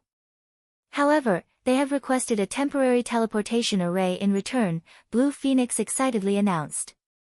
In addition, several superpowers have congratulated us, stating that they would find time to negotiate cooperation in the future. The Battle Wolves have also sent a representative to reopen negotiations regarding cooperation on Thunder Island. Although the Dragon Phoenix Pavilion was a super first-rate guild, Phoenix Rain could only mobilize a small portion of the guild's power. Hence, before today, very few naval forces had been willing to ally with her. The various superpowers were of a similar opinion. Now, however, first- and second-rate naval guilds and superpowers began to pay attention to Phoenix Rain. Even the Battle Wolves wanted to reopen negotiations. Blue Phoenix had never imagined this outcome. Yi Feng, the Battle Wolves have sent an invitation. What is your opinion on the matter? Phoenix Rain asked Shi Feng softly, who stood beside her. She was fully aware that Zero Wing was the only reason she enjoyed such treatment. Furthermore, their relationship had long since grown past that of an employer and employee to a partnership. Since the Battle Wolves had taken the initiative to reopen negotiations, she had to seek his opinion on the matter. Let them wait for a bit. We're not in a hurry, Shi Feng said, smiling. He was not particularly surprised by the situation. Instead, we should focus on recruiting strong naval forces. Only by doing so can we increase our overall strength quickly. Cooperating with the various superpowers would only benefit them on Thunder Island. On the other hand, by recruiting the naval forces that needed a temporary teleportation array, they could bolster the ships sailing under their banner. With this, grinding for Thunder passes would become much easier. Let the Battle Wolves wait. Phoenix Rain was taken aback when she saw Shi Feng's serene expression. The Battle Wolves was a bona fide super guild. It had also occupied 3 monster encampments during this contest. Many large guilds would die for the opportunity to cooperate with the Battle Wolves, yet Shi Feng wanted to reject the super guild's offer. Once we begin operating our small shipyard, we'll have a greater advantage in the negotiations, Shi Feng said, nodding. All right, then. I'll let them know, Phoenix Rain agreed, finding no flaws in Shi Feng's reasoning. To forge iron, one needed a sturdy hammer. Even if they proposed the conditions they deserved, the Battle Wolves wouldn't necessarily agree. Once they were sufficiently powerful, the Battle Wolves and Sacred Temple would offer the appropriate conditions. What? She rejected the offer. She's even told the Battle Wolves to wait for her answer. What is she trying to do? When he read the report containing Phoenix Rain's reply, Eternal Dead was confused. Has she lost her mind? In his opinion, the fact that he and the Battle Wolves had even agreed to reopen negotiations was incredibly generous, yet Phoenix Rain and Zero Wing had rejected the offer. Guild leader, what should we do? Quiet Melody asked. We wait. If they don't come looking for us, we won't seek them out either. I refuse to believe that Phoenix Rain and Zero Wing will sit by and do nothing, Eternal Dead replied seriously. While the various powers chatted about the contest, Phoenix Rain and Shi Feng's group ventured to Thunder Island's town hall and selected their small shipyard and small repair yard. They also registered their guilds for the respective temporary teleportation arrays. Guilds that had registered their teleportation arrays could teleport members between Thunder Island and their guild residences for a small fee. They wouldn't have to waste the time traveling by ship. In addition, although the small shipyard and small repair yard were not as effective as their large counterparts, they were more than enough for current players. Once they finished dealing with those issues, Shi Feng used a return scroll, leaving Thunder Island. The most important thing he needed to deal with was the magic workshop's construction. Although constructing the magic workshop would put a dent in the guild's coffers, the building would quickly pay for itself. Moreover, the magic workshop's value to the guild would grow as the game progressed. Now that he had the design for the building, he had to erect it as soon as possible. While Phoenix Rain and Shi Feng had completed the necessary procedures, Nine Dragons Emperor had watched from a short distance away, glaring daggers at the two players. After Shi Feng's group left from the town hall, Nine Dragons Emperor opened his mouth and asked, Marshal, have you made contact with Beast Emperor yet? Rest assured, Pavilion Master, Beast Emperor has guaranteed that Zero Wing will soon be removed from God's domain, Marshal Dragon said. Good. Once his people are ready, we'll take action. I can no longer stand to watch Zero Wing survive. Nine Dragons Emperor hissed, a cold glint flashing in his eyes. Meanwhile, as Shi Feng made his way to the Candlelight trading firm after returning to White River City, the sound of a system notification reached his ears. System, congratulations. The construction of your city in Witch's Hill is complete. Please check and ratify the construction within 3 days. If you fail to do so, the constructed city will be discarded.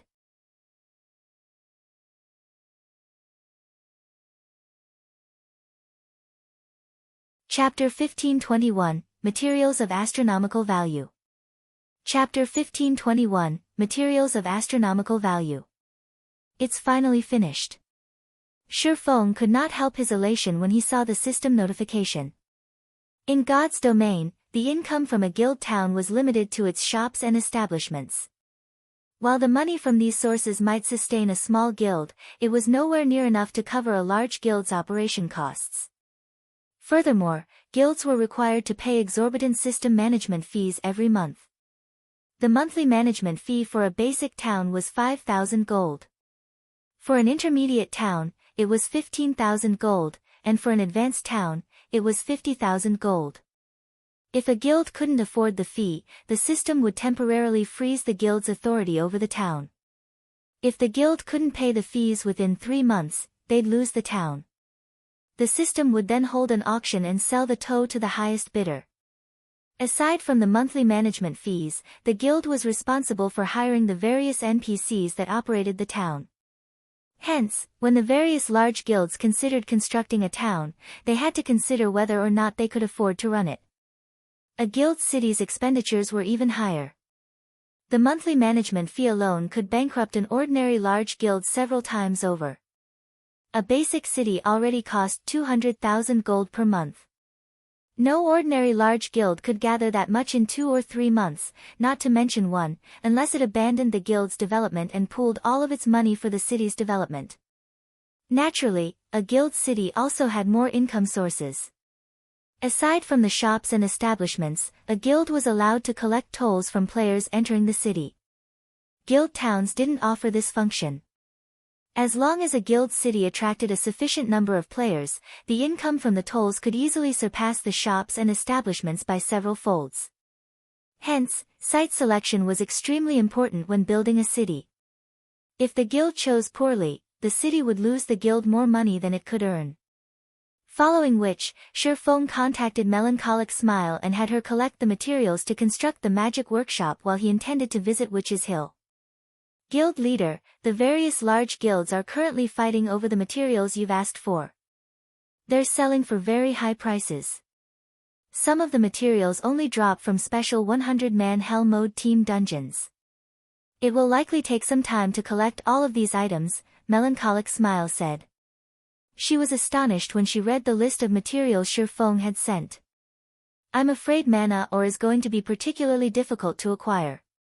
Feng had only asked for 500 crimson fire rocks, 500 frost stones, 500 logs of purple lightning wood, 5,000 ingots of mana ore, and 100 advanced magic cores, all of which were extremely rare and valuable. Mana ore was particularly rare since it dropped randomly when mining with an incredibly low drop rate. It was also useful in many aspects, such as construction, furnishing, forging, alchemy, and engineering. Although Zero Wing frequently purchased mana ore, it only had a stock of a little over 1,300 ingots. As for the advanced magic core, it only dropped from the final bosses in 100-man Hell Mode team dungeons. Although the guild had consistently raided Hell Mode team dungeons, it had only collected a little over a dozen cores. With the amount of money it would cost to purchase the materials Feng had requested, they could buy golden lands in multiple NPC cities. Are a lot of guilds collecting mana ore right now? Feng asked curiously. If it's too difficult to acquire in Star Moon Kingdom, try Black Dragon Empire or other kingdoms. Although mana ore was very rare, guilds weren't the only ones capable of acquiring the ingots. Many independent players spent their time mining ores in the fields, and a few were bound to get lucky, obtaining a few ingots. With how many independent players there were in the kingdom, it should not be very difficult to collect 1,000 pieces. Among the materials he listed, the mana ore should be the easiest to obtain. The list he had given Melancholic Smile hadn't even included the 7 luminaries crystals. Had he added that to the list, Melancholic Smile would have fainted from shock. Rather than a building, it seemed like he intended to construct a display of pure gold. Guild leader, the ore is very difficult to acquire. Searching other kingdoms and empires won't change that. The various large guilds have already purchased every ingot on the market, and any new mana ore will be highly contested over, Melancholic Smile said, smiling bitterly. Why? Shifeng asked curiously. As far as Shifeng could remember, while mana ore had been rare and in high demand, guilds hadn't necessarily fought over it. Even in the past, mana ore hadn't been cheap, each ingot selling for 30 to 40 silver. It's due to the Orc Empire's sudden rise. The Orcs have affected several kingdoms and 2 empires already, and these countries have dispatched their armies to hold the Orcs back. As a result, an exchange system activated on the front lines. So far, many items are available for purchase, including the common mounts, which most guilds have been searching desperately for. There are even bronze mounts available. To purchase these mounts, players have to complete all sorts of large-scale quests and earn contribution points. However, these large-scale quests are extremely difficult. They either required players to reinforce or capture towns. Meanwhile, not only are there a lot of orcs, but their combat standards are also quite high. In addition, when the orcs show up, a strange mist covers the area, driving players' mana into chaos and decreasing their combat power.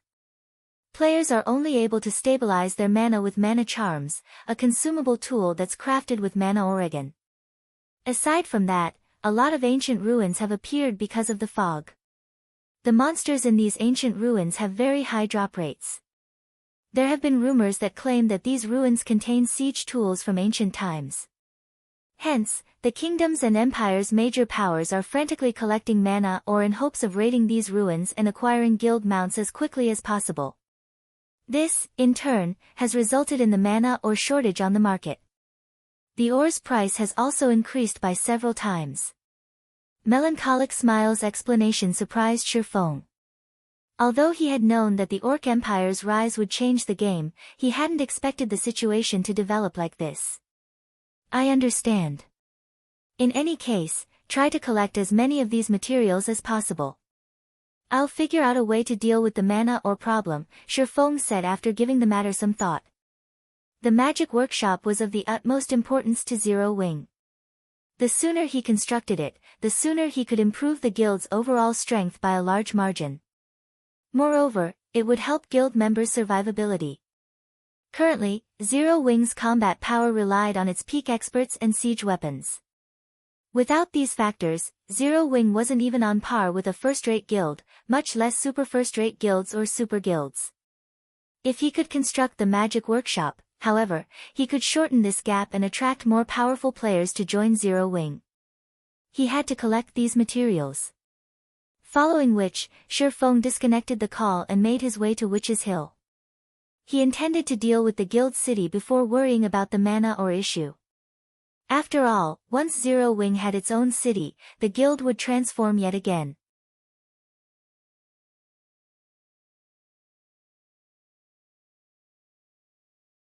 Chapter 1522, Initial Appearance of City. After reaching White River City's teleportation hall, Shifeng teleported to Bewildering Forest Town. In seconds, Shifeng arrived in another, crowded teleportation hall. Not only was the hall crowded, but he also noticed that all of these players were above level 40. Many wore guild emblems on their chests and grim expressions on their faces. The rest of the players had already formed teams of over 20 players. Shifeng only spotted a few solo players throughout the hall. Why are so many people here? Shifeng watched the players around him curiously. Bewildering Forest Town was one of the more remote towns in Star Moon Kingdom. Moreover, most of the leveling maps around it were below level 30. Although it was the closest NPC town to the Witch's Hill, even with a mount, it would take players over 7 hours to reach the map. Furthermore, Witch's Hill wasn't the most resource-rich map in this level range, and Star Moon Kingdom's largest forest separated Bewildering Forest Town and Witch's Hill. The Maze Forest. The monsters in the Maze Forest were between level 40 and level 50. Although the entire forest was not particularly dangerous, its inner sanctum was a maze. Players who weren't familiar with the terrain could easily lose their way. The only thing that even made grinding in the maze forest worthwhile was the dawn flower. The dawn flower was a rare material for brewing wine and the disorienting potion. Currently, however, neither of these items were useful to players. Logically, there should not be that many high-leveled players in Bewildering Forest Town. Starting a 1,000-man expedition to an orc fortress. Players who are interested in the raid can register with me. Selling cheap mana charms. Interested players can come find me. As soon as Shurfeng left the teleportation hall, he was greeted by the sight of quite a few expedition teams recruiting members. In addition, merchant players stood by the busy street, hawking their wares. Of the numerous times Shurfeng had visited the town during his previous life, he had never once seen the town this lively. The orcs have already reached this area. Shurfeng was surprised as he watched the various players recruiting for 1,000-man team expeditions. The Orc Empire was southwest of Starmoon Kingdom, but although Bewildering Forest Town was the closest town in the kingdom to the Orc Empire, it didn't border the empire.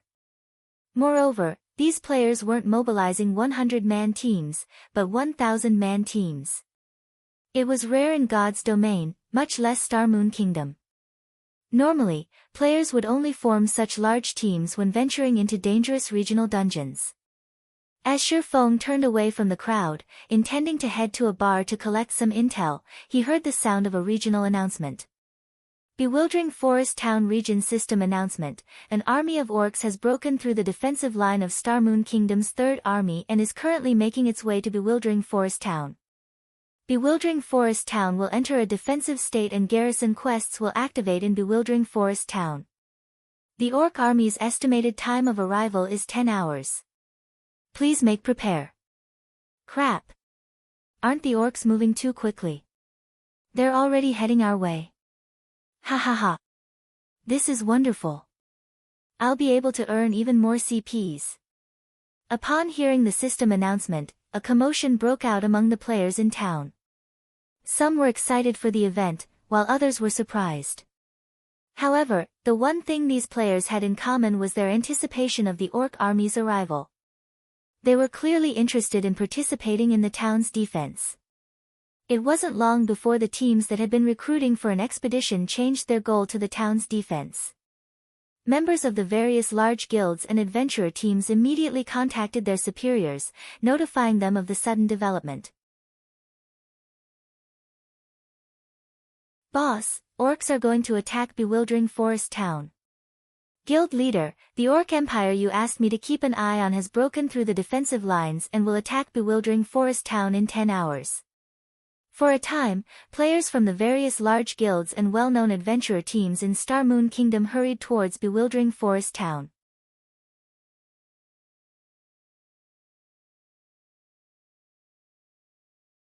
His new city was much larger than the basic cities, which were upgraded from advanced towns, that he had seen in the past. After the brief pause, Shurfeng made his way towards the city.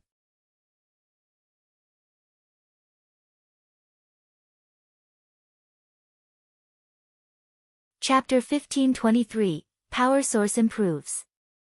Chapter 1523, Power Source Improves. When Shurfeng stopped before the city's main entrance, an imposing pair of tightly shut gates greeted him. Pitch-black runes had been carved into the gates, forming multiple magic barriers that protected them.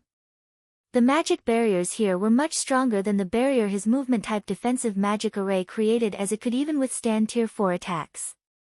As for the magic barrier around the entire city, although it was not as powerful as the one on the gates, it wouldn't have any issue blocking Tier 3 attacks. This city was a perfect guild fortress. It was definitely worth spending all those coins to build this thing. Shurfeng could not help his rueful sigh as he observed his surroundings. The city occupied a mountain peak, so the mountain's scenery remained unobstructed. In addition, an impressive waterfall fell by the hillside. Occasionally, Shurfeng saw birds of various kinds fly past the mountain and below the city. He felt as if he had just arrived in paradise.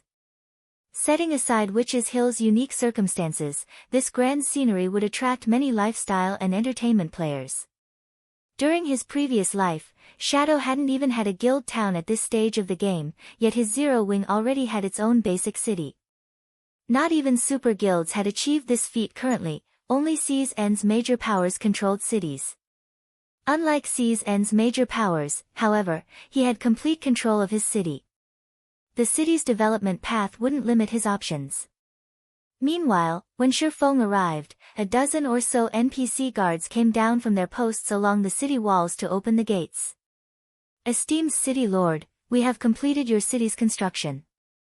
If there are no issues, we may begin the transfer procedures, a middle-aged man with a cross-shaped scar on his face respectfully reported as he came forward to greet Shifeng. The man wore a luxurious suit of armor with a white cape draped over his back. He also carried a long sword embedded with several pieces of 7 luminaries crystal at his waist. Although the man didn't radiate an aura, he was a level 180, tier 3 knight captain. In a minor NPC city, he could even serve as the magistrate. At this stage of the game, he could kill any ordinary player in a single move. I'm fine with that. However, before we begin, I'd like to visit the city's core magic array, Shifeng said, nodding. He had previously obtained an evil god crystal after killing a Grand Lord-ranked evil demon under the Beast Emperor's command. To a guild city, the item's value was astronomical. The evil god crystal could be used as a power source for a city.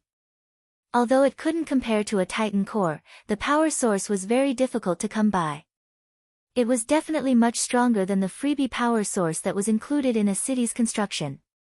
Esteemed City Lord, please follow me, the Knight Captain Yared said as he led the way for Shifeng, the dozen or so knights previously guarding the gate following close behind.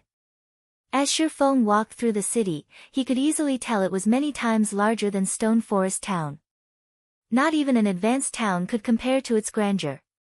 Despite the city's basic rank, it should easily accommodate over 300,000 permanent residential players. Moreover, this was assuming that he built the city's basic infrastructure. If he used advanced buildings, he could double the city's capacity, at which point the city wouldn't even feel cramped with over 1 million players. In contrast, players would likely walk shoulder to shoulder in an advanced town with a 1 million player population. However, it was due to the city's large size that it required a lot more resources to develop. Take the street Shifeng was currently on, for example. Although the NPCs had already built quite a few essential buildings, Shifeng passed large plots of empty land. He'd have to spend a lot more to fill these gaps. Based on Shifeng's initial estimates, the initial resources to construct the necessary infrastructure would be enough to drive any first-rate guild mad, not to mention constructing buildings like the battle arena. The buildings in cities were allowed to have far more floors than those in towns. The battle arena in Stone Forest Town, for example, could only have 8 floors. In a basic city, however, a battle arena could have up to 16 floors. Though, players had to have enough money to build them. Under Yored's lead, Shifeng quickly reached the 3rd underground floor of the City Lord's mansion. Esteemed City Lord, this is the city's main control room. Here, you may control the magic arrays all over the city, Yored explained as he gestured to the mammoth ball of water floating in the center of the hall. Numerous golden runes decorated the wide hall's walls, while the water ball in the center felt like an inhaling whale as it absorbed the mana from outside of the city, transferring the mana to the city's various areas. Meanwhile, a black crystal floated within the core of the magic water ball. This black crystal was the power source the system granted when players constructed their own cities. This crystal was the city's lifeblood, created by dozens of high-tiered wizards. It was a better power source than those that formed naturally or those the gods had created. Without hesitation, Shifeng went up to the magic water ball and replaced the black crystal with the evil god crystal. The moment he placed the evil god crystal in the magic water ball, the mana in the hall rampaged. The hovering water ball began to grow. As it did, the mana density in the hall increased. The knight captain and his entourage were afraid. Fortunately, after a few minutes, the hall's mana calmed. Everyone was dumbfounded as they stared at the evolved water ball. The previously mammoth water ball had tripled in size, and the hall's mana density had at least doubled. As I expected, a basic city can only use 60% of the evil god crystal's power. Shifeng was somewhat disappointed when he saw the evil god crystal's utilization rate the system had displayed. In God's domain, a strong power source didn't necessarily mean that players could improve a city indefinitely. Every city had its limits. It seemed that a basic city could only use 60% of the total energy an evil god crystal provided. If he wanted to increase the efficiency, he'd have to upgrade the city to intermediate or advanced rank. He might even need to upgrade it to the standard of a kingdom's capital city to use the evil god crystal's full power. However, 60% was enough to improve the city's defenses by a tier and increase its mana density by 40%. Although the city's current mana density couldn't compare to stone forest towns, it would rise beyond the towns once he constructed the magic and mana towers. Esteemed city lord, you really know how to surprise a man. You actually got your hands on such a high-ranked power source. Your city is guaranteed to become famous in Star Moon Kingdom, Yared said in admiration. In Star Moon Kingdom, one could count the number of cities with such a high-ranked power source on one hand. Only the kingdom's capital was more powerful. After Yared finished speaking, the sound of a system notification reached Shifeng's ears. System, you have earned a reward. Please name your city within 1 hour, or the reward will be discarded. System, you have 59 minutes, 59 seconds remaining. Thank you for your praise, Knight Captain. I am very satisfied with this city. Let's complete the transfer procedures right away, Shifeng said.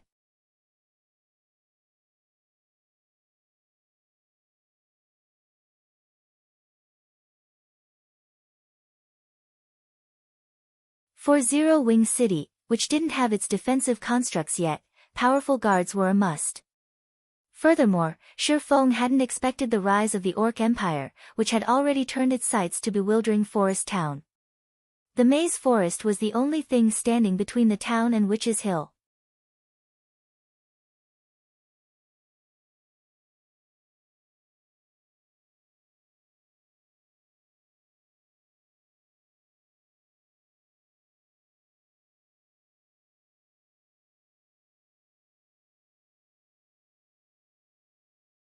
How did we get a new city?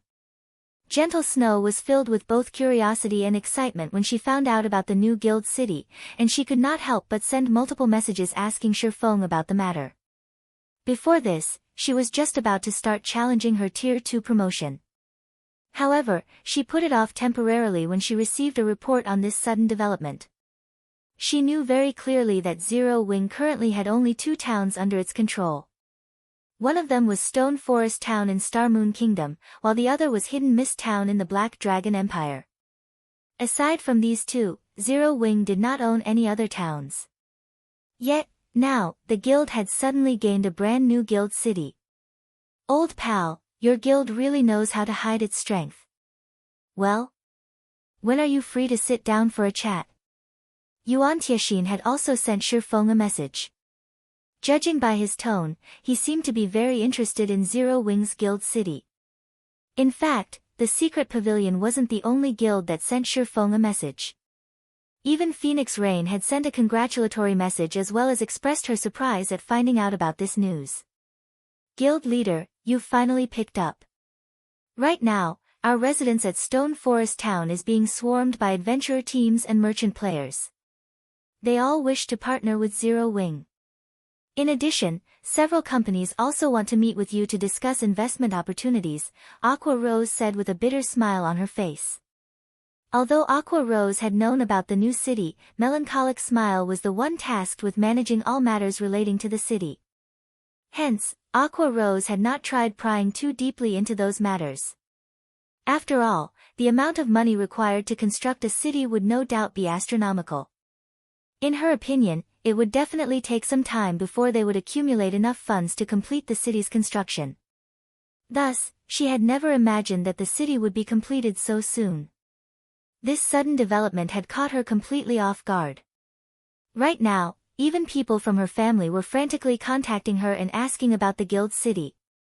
Her family hoped to be able to purchase a virtual store once the city was officially open to the public. This situation put her at a loss on what to do, as it was not in her place to make decisions on such important matters. Set those matters aside for now.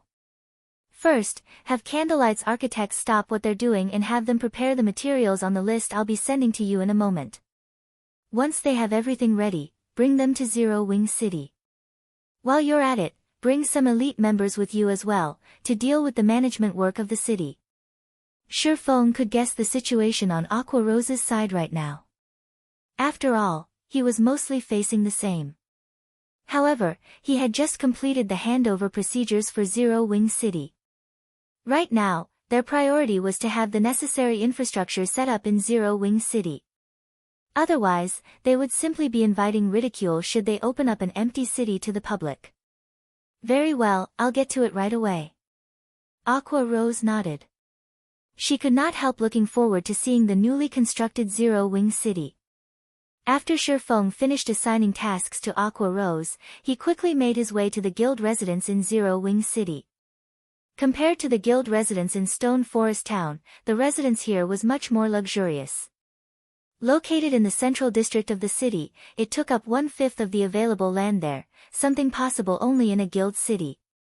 In NPC cities, a guild residence could occupy only a small area. Normally, one would be fortunate to be able to fit 10 or 20,000 players inside the residence.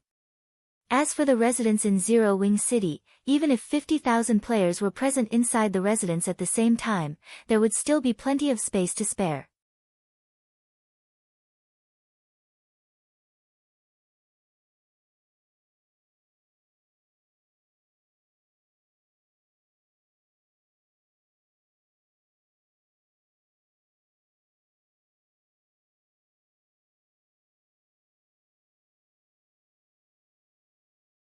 Finally, the advanced restaurant called for many different types of rare materials in its construction, including 1,000 pieces of mana Oregon.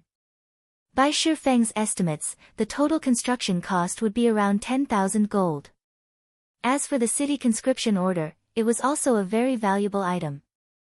When used, it allowed a city to recruit a powerful NPC soldier with high growth potential. Meanwhile, the better developed a city was, the greater the city conscription order's effects would become. In the past, there was one guild that actually managed to recruit a Tier 4 Great Wizard through a city conscription order, when it was normally extremely rare for a city to manage to get even a Tier 2 NPC soldier. As for Tier 3 NPCs and above, it was practically impossible to recruit one without external aids such as the Heroes Chapter and the city conscription order. Not to mention, a Tier 4 Great Wizard was much more powerful than other classes when it came to defending a city. It should be appropriate to use this thing once Zero Wing City is set up properly and the total population stays at 1.5 million long term. Sure Feng grew a little excited as he looked at the city conscription order. If he really managed to recruit a Tier 4 NPC to protect the city, it would truly be perfect. Meanwhile, over at Stone Forest Town, Aqua Rose was rapidly gathering elite members and architects. When Aqua Rose announced that she would be bringing some players to garrison the guild's new city, the entire guild had gone into an uproar. Vice Guild Leader, I want to apply. Crap. It's actually true. Our guild really does possess a city. Fortunately, I joined Zero Wing early on. Had I waited to do so only after the guild obtained a city, the requirements to join the guild would definitely have been much higher. I know, right? Previously, a friend of mine was debating on whether he should join Zero Wing or King's Return. In the end, he chose to develop himself in King's Return. If he finds out that Zero Wing already has a city, something not even super guilds like King's Return possess, he will definitely die from regret. When Zero Wing's members heard Aqua Rose's announcement, they immediately started applying to join the new city's daily maintenance workforce in a frenzy. In reality, though, they were trying to use this opportunity to take a look at the new city as well as find out where it was located. In less than 10 minutes, Aqua Rose managed to gather 3,000 elite members and 200 architects. I've already provided you all with the permission to transfer to the new city. After you arrive there, start the daily maintenance work and manage the NPCs that are coming into the city. If you can't manage some of the incoming NPCs, notify the nearest NPC guard. If none of you have any problems, you may transfer over right away, Aqua Rose said after talking about the tasks everyone would be doing once they arrived at the new city. Whether one constructed a new town or city, the first thing they needed to do was deal with the influx of NPCs. After all, players were not allowed to stop NPCs from entering guild towns and cities. Only in the event where players had managed to catch an NPC in the commission of a crime or could identify them to be wanted criminals could they expel said NPC from their town or city. Meanwhile, there would also be plenty of NPCs belonging to the dark forces mixed among the ordinary NPCs entering the city. If the guild could properly manage the security of the city's popularity would rise at a faster rate. Conversely, if it failed to maintain the security of the city's popularity would decrease. Hence, maintaining the security of the city during the city's early stages required a large number of players. Only after stabilizing the city's security could the guild open the city to players.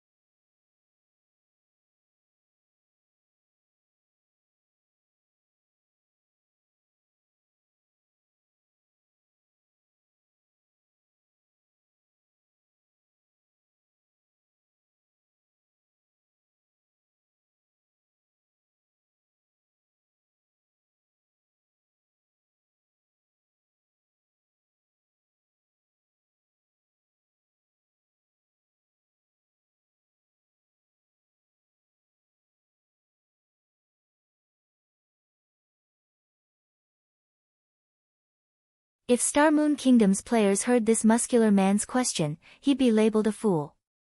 However, when Heaven's Burial's members heard the man's words, their response was matter of fact.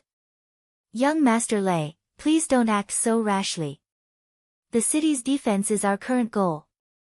We'll have plenty of opportunities to take care of Zero Wing in the future, Singular Burial hurriedly stated.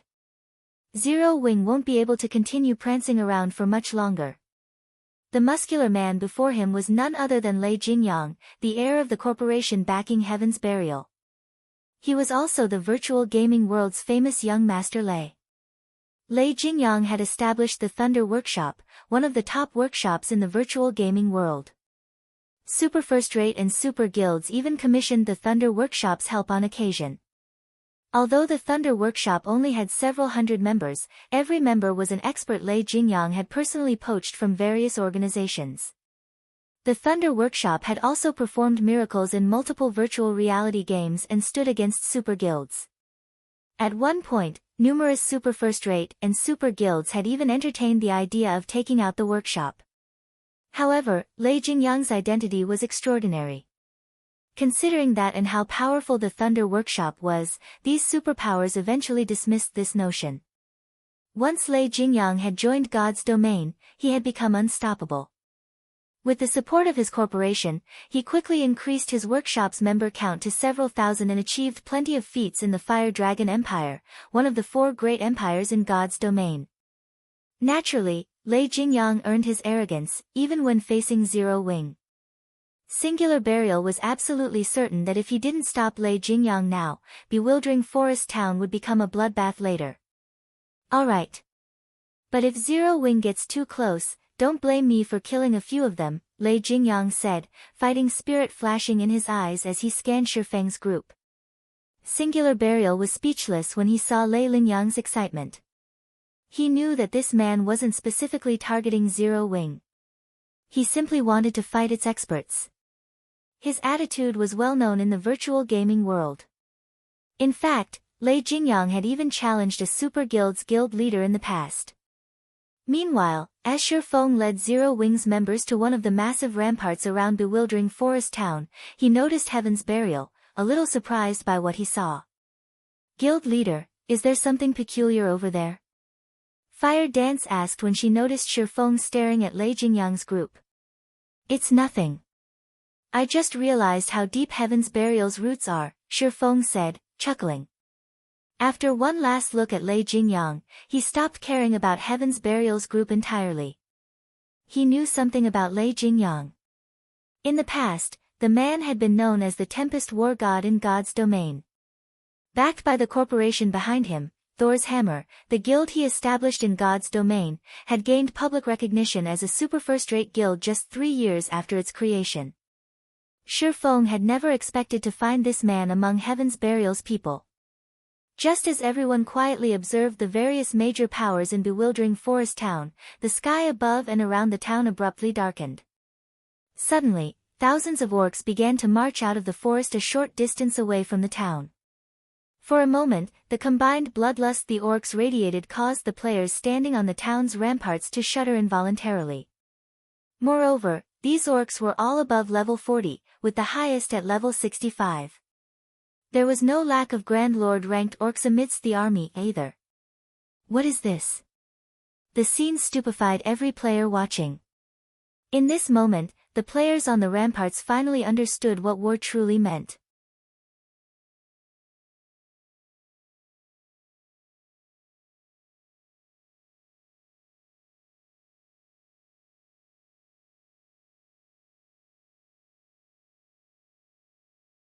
Chapter 1530, Despairing Gap. Chapter 1530, Despairing Gap. Why are there so many monsters? Is this really a monster siege? Why does it feel more like a war between NPCs? Quick, look! The NPC soldiers' levels have dropped. Everyone felt their scalps tingle as they watched the tsunami of orcs surge out of the forest. Before they realized it, the level 100 plus NPC soldiers defending bewildering Forest Town had fallen to level 70. Even the guard captains fell to level 75. Seeing this, everyone felt a chill grip their hearts. Level 70 plus NPCs would only have a small advantage over the level 60 plus orcs. Trying to defend the town with just a little over 2,000 NPCs would be a dream. As a result, the various large guilds' original plan to rely on the NPCs shattered. Guild leader, there are too many orcs. It's impossible to stop them with bewildering Forest Town's current defenses. Should we retreat? Flourishing Willow's expression darkened after she inspected the orc army with her identification skill. The weakest of these orcs was a level 40 special elite. There were also a large number of Great Lord-ranked orc warriors and Grand Lord-ranked orc captains. Most importantly, this army was marching towards the town from 3 different directions, and level 65 mythic-ranked orc generals led the siege on each side. This level of combat power simply could not be stopped by a weakened town's defenses. The only defensive structures the town had were arrow towers, which were far weaker than catapults. In such a situation, trying to stop several million orcs with 300,000 plus elite players was a joke. Let's wait and see. If victory is impossible, we'll retreat. Even Galaxy Past felt the building pressure. He had assumed that this battle would devolve into a struggle for boss kills, but just defending the town against the low-ranking orcs would be a miracle, much less trying to compete for the mythic bosses. Whoever tried to fight the bosses while surrounded by so many orcs would be begging for death. The other guilds also adopted a wait-and-see attitude. Suddenly, over 100, massive fireballs began to rain down on bewildering Forest Town. Crap! Dodge the attacks, the various guilds' upper echelons shouted, their expressions darkening when they saw the fireballs. The fireballs had come from the distant catapults. If players were struck by the catapult's attacks, there would only be one outcome, death. Although players tried to move out of the attack's trajectory, over 300,000 players had gathered in bewildering Forest Town.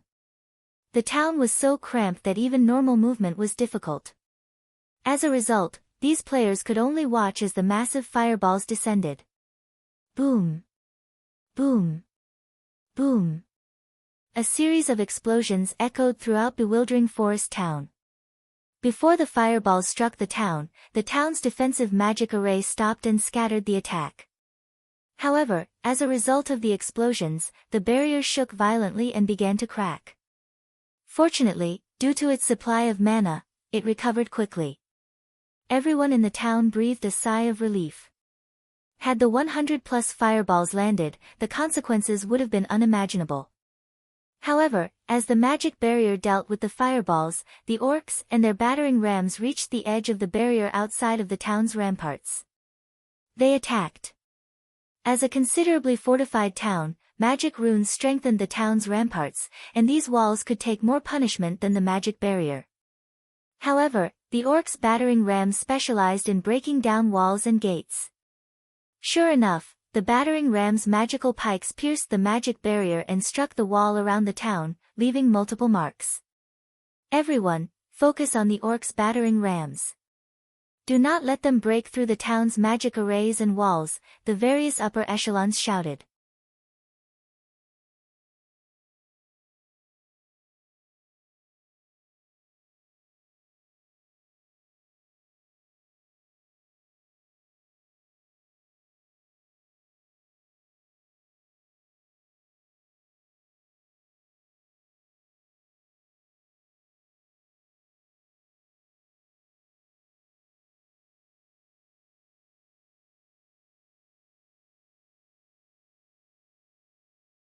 Although players couldn't gain complete control of these towns and cities after capturing them, they could modify and develop them. Moreover, due to the Orc Empire, the various large guilds and independent players were all grinding for guild honor points and contribution points so that they could purchase mounts and other rare items. Meanwhile, Ancient Rock City's location in the Orc Empire's inner region was a good place to grind for these points. The city was also near several ancient ruins. If they could capture the city, players from the neighboring kingdoms would flock to the city and use it as a temporary base. With the potential wealth and resources Ancient Rock City could generate, Heaven's Burial could become the #1 guild in the neighboring kingdoms. In comparison, Star Moon Kingdom's Zero Wing City would be a joke. That should be enough. We can't give Beast Emperor 20% of the profits for nothing. That old fellow should put some effort into the siege as well, Lei Jingyang said. In reality, Lei Jingyang disliked Beast Emperor. The old man only knew how to move around like a sneaky rat. However, Lei Jingyang had to admit that Beast Emperor commanded incredibly formidable combat power. He had also secretly taken control of several large guilds. He even had the support of several major corporations. Recently, he had gained the support of the Dragon Phoenix Pavilion's 9 Dragon Emperor as well. Although their goals and God's domain didn't necessarily align, they wouldn't clash either. Alright, then. I'll notify Flame Blood. But I've heard that Beast Emperor's situation has reached a critical point. He might not necessarily come to help. Singular Burial nodded. Although he had allied himself with Beast Emperor, they focused on their own matters. Had Beast Emperor given him full support, he wouldn't have had so much trouble gathering contribution points in the first place. Back in bewildering Forest Town, Zero Wings members surged through the spatial tear Feng had created by activating Spatial Gate. In seconds, they appeared before the entrance of a temporary camp in the middle of a forest. Guild leader, this. When Aqua Rose emerged from the Spatial Gate, she noticed that the orcs inside the massive camp were level 60+. In addition, they were all chieftain rank or above. At a glance, she counted well over 1,000 orcs. 4 Grand Lord ranked orc captains guarded the camp's entrance. Meanwhile, a massive orc in pitch-black armor with a saber at his waist sat in the large tent in the center of the camp. When Zero Wings members saw the orc statistics, their minds blanked. Orc Warlord, humanoid creature, mythic. Level 66. HP 400, 000, 000/400, 000, Aside from the Orc Warlord's 400 million HP, it had a total of 5 HP bars. This meant that the Orc Warlord's combat standards could rival that of a 5th-floor trial tower expert. Rather than a preemptive strike, they were throwing themselves into death's embrace. The orcs in the base camp quickly noticed the arrival of Zero Wings members. They roared and sounded their war horns, notifying the distant orc army that they had been ambushed and needed reinforcements. The 4 orc captains guarding the base camp unsheathed their weapons and attacked alongside the other orcs.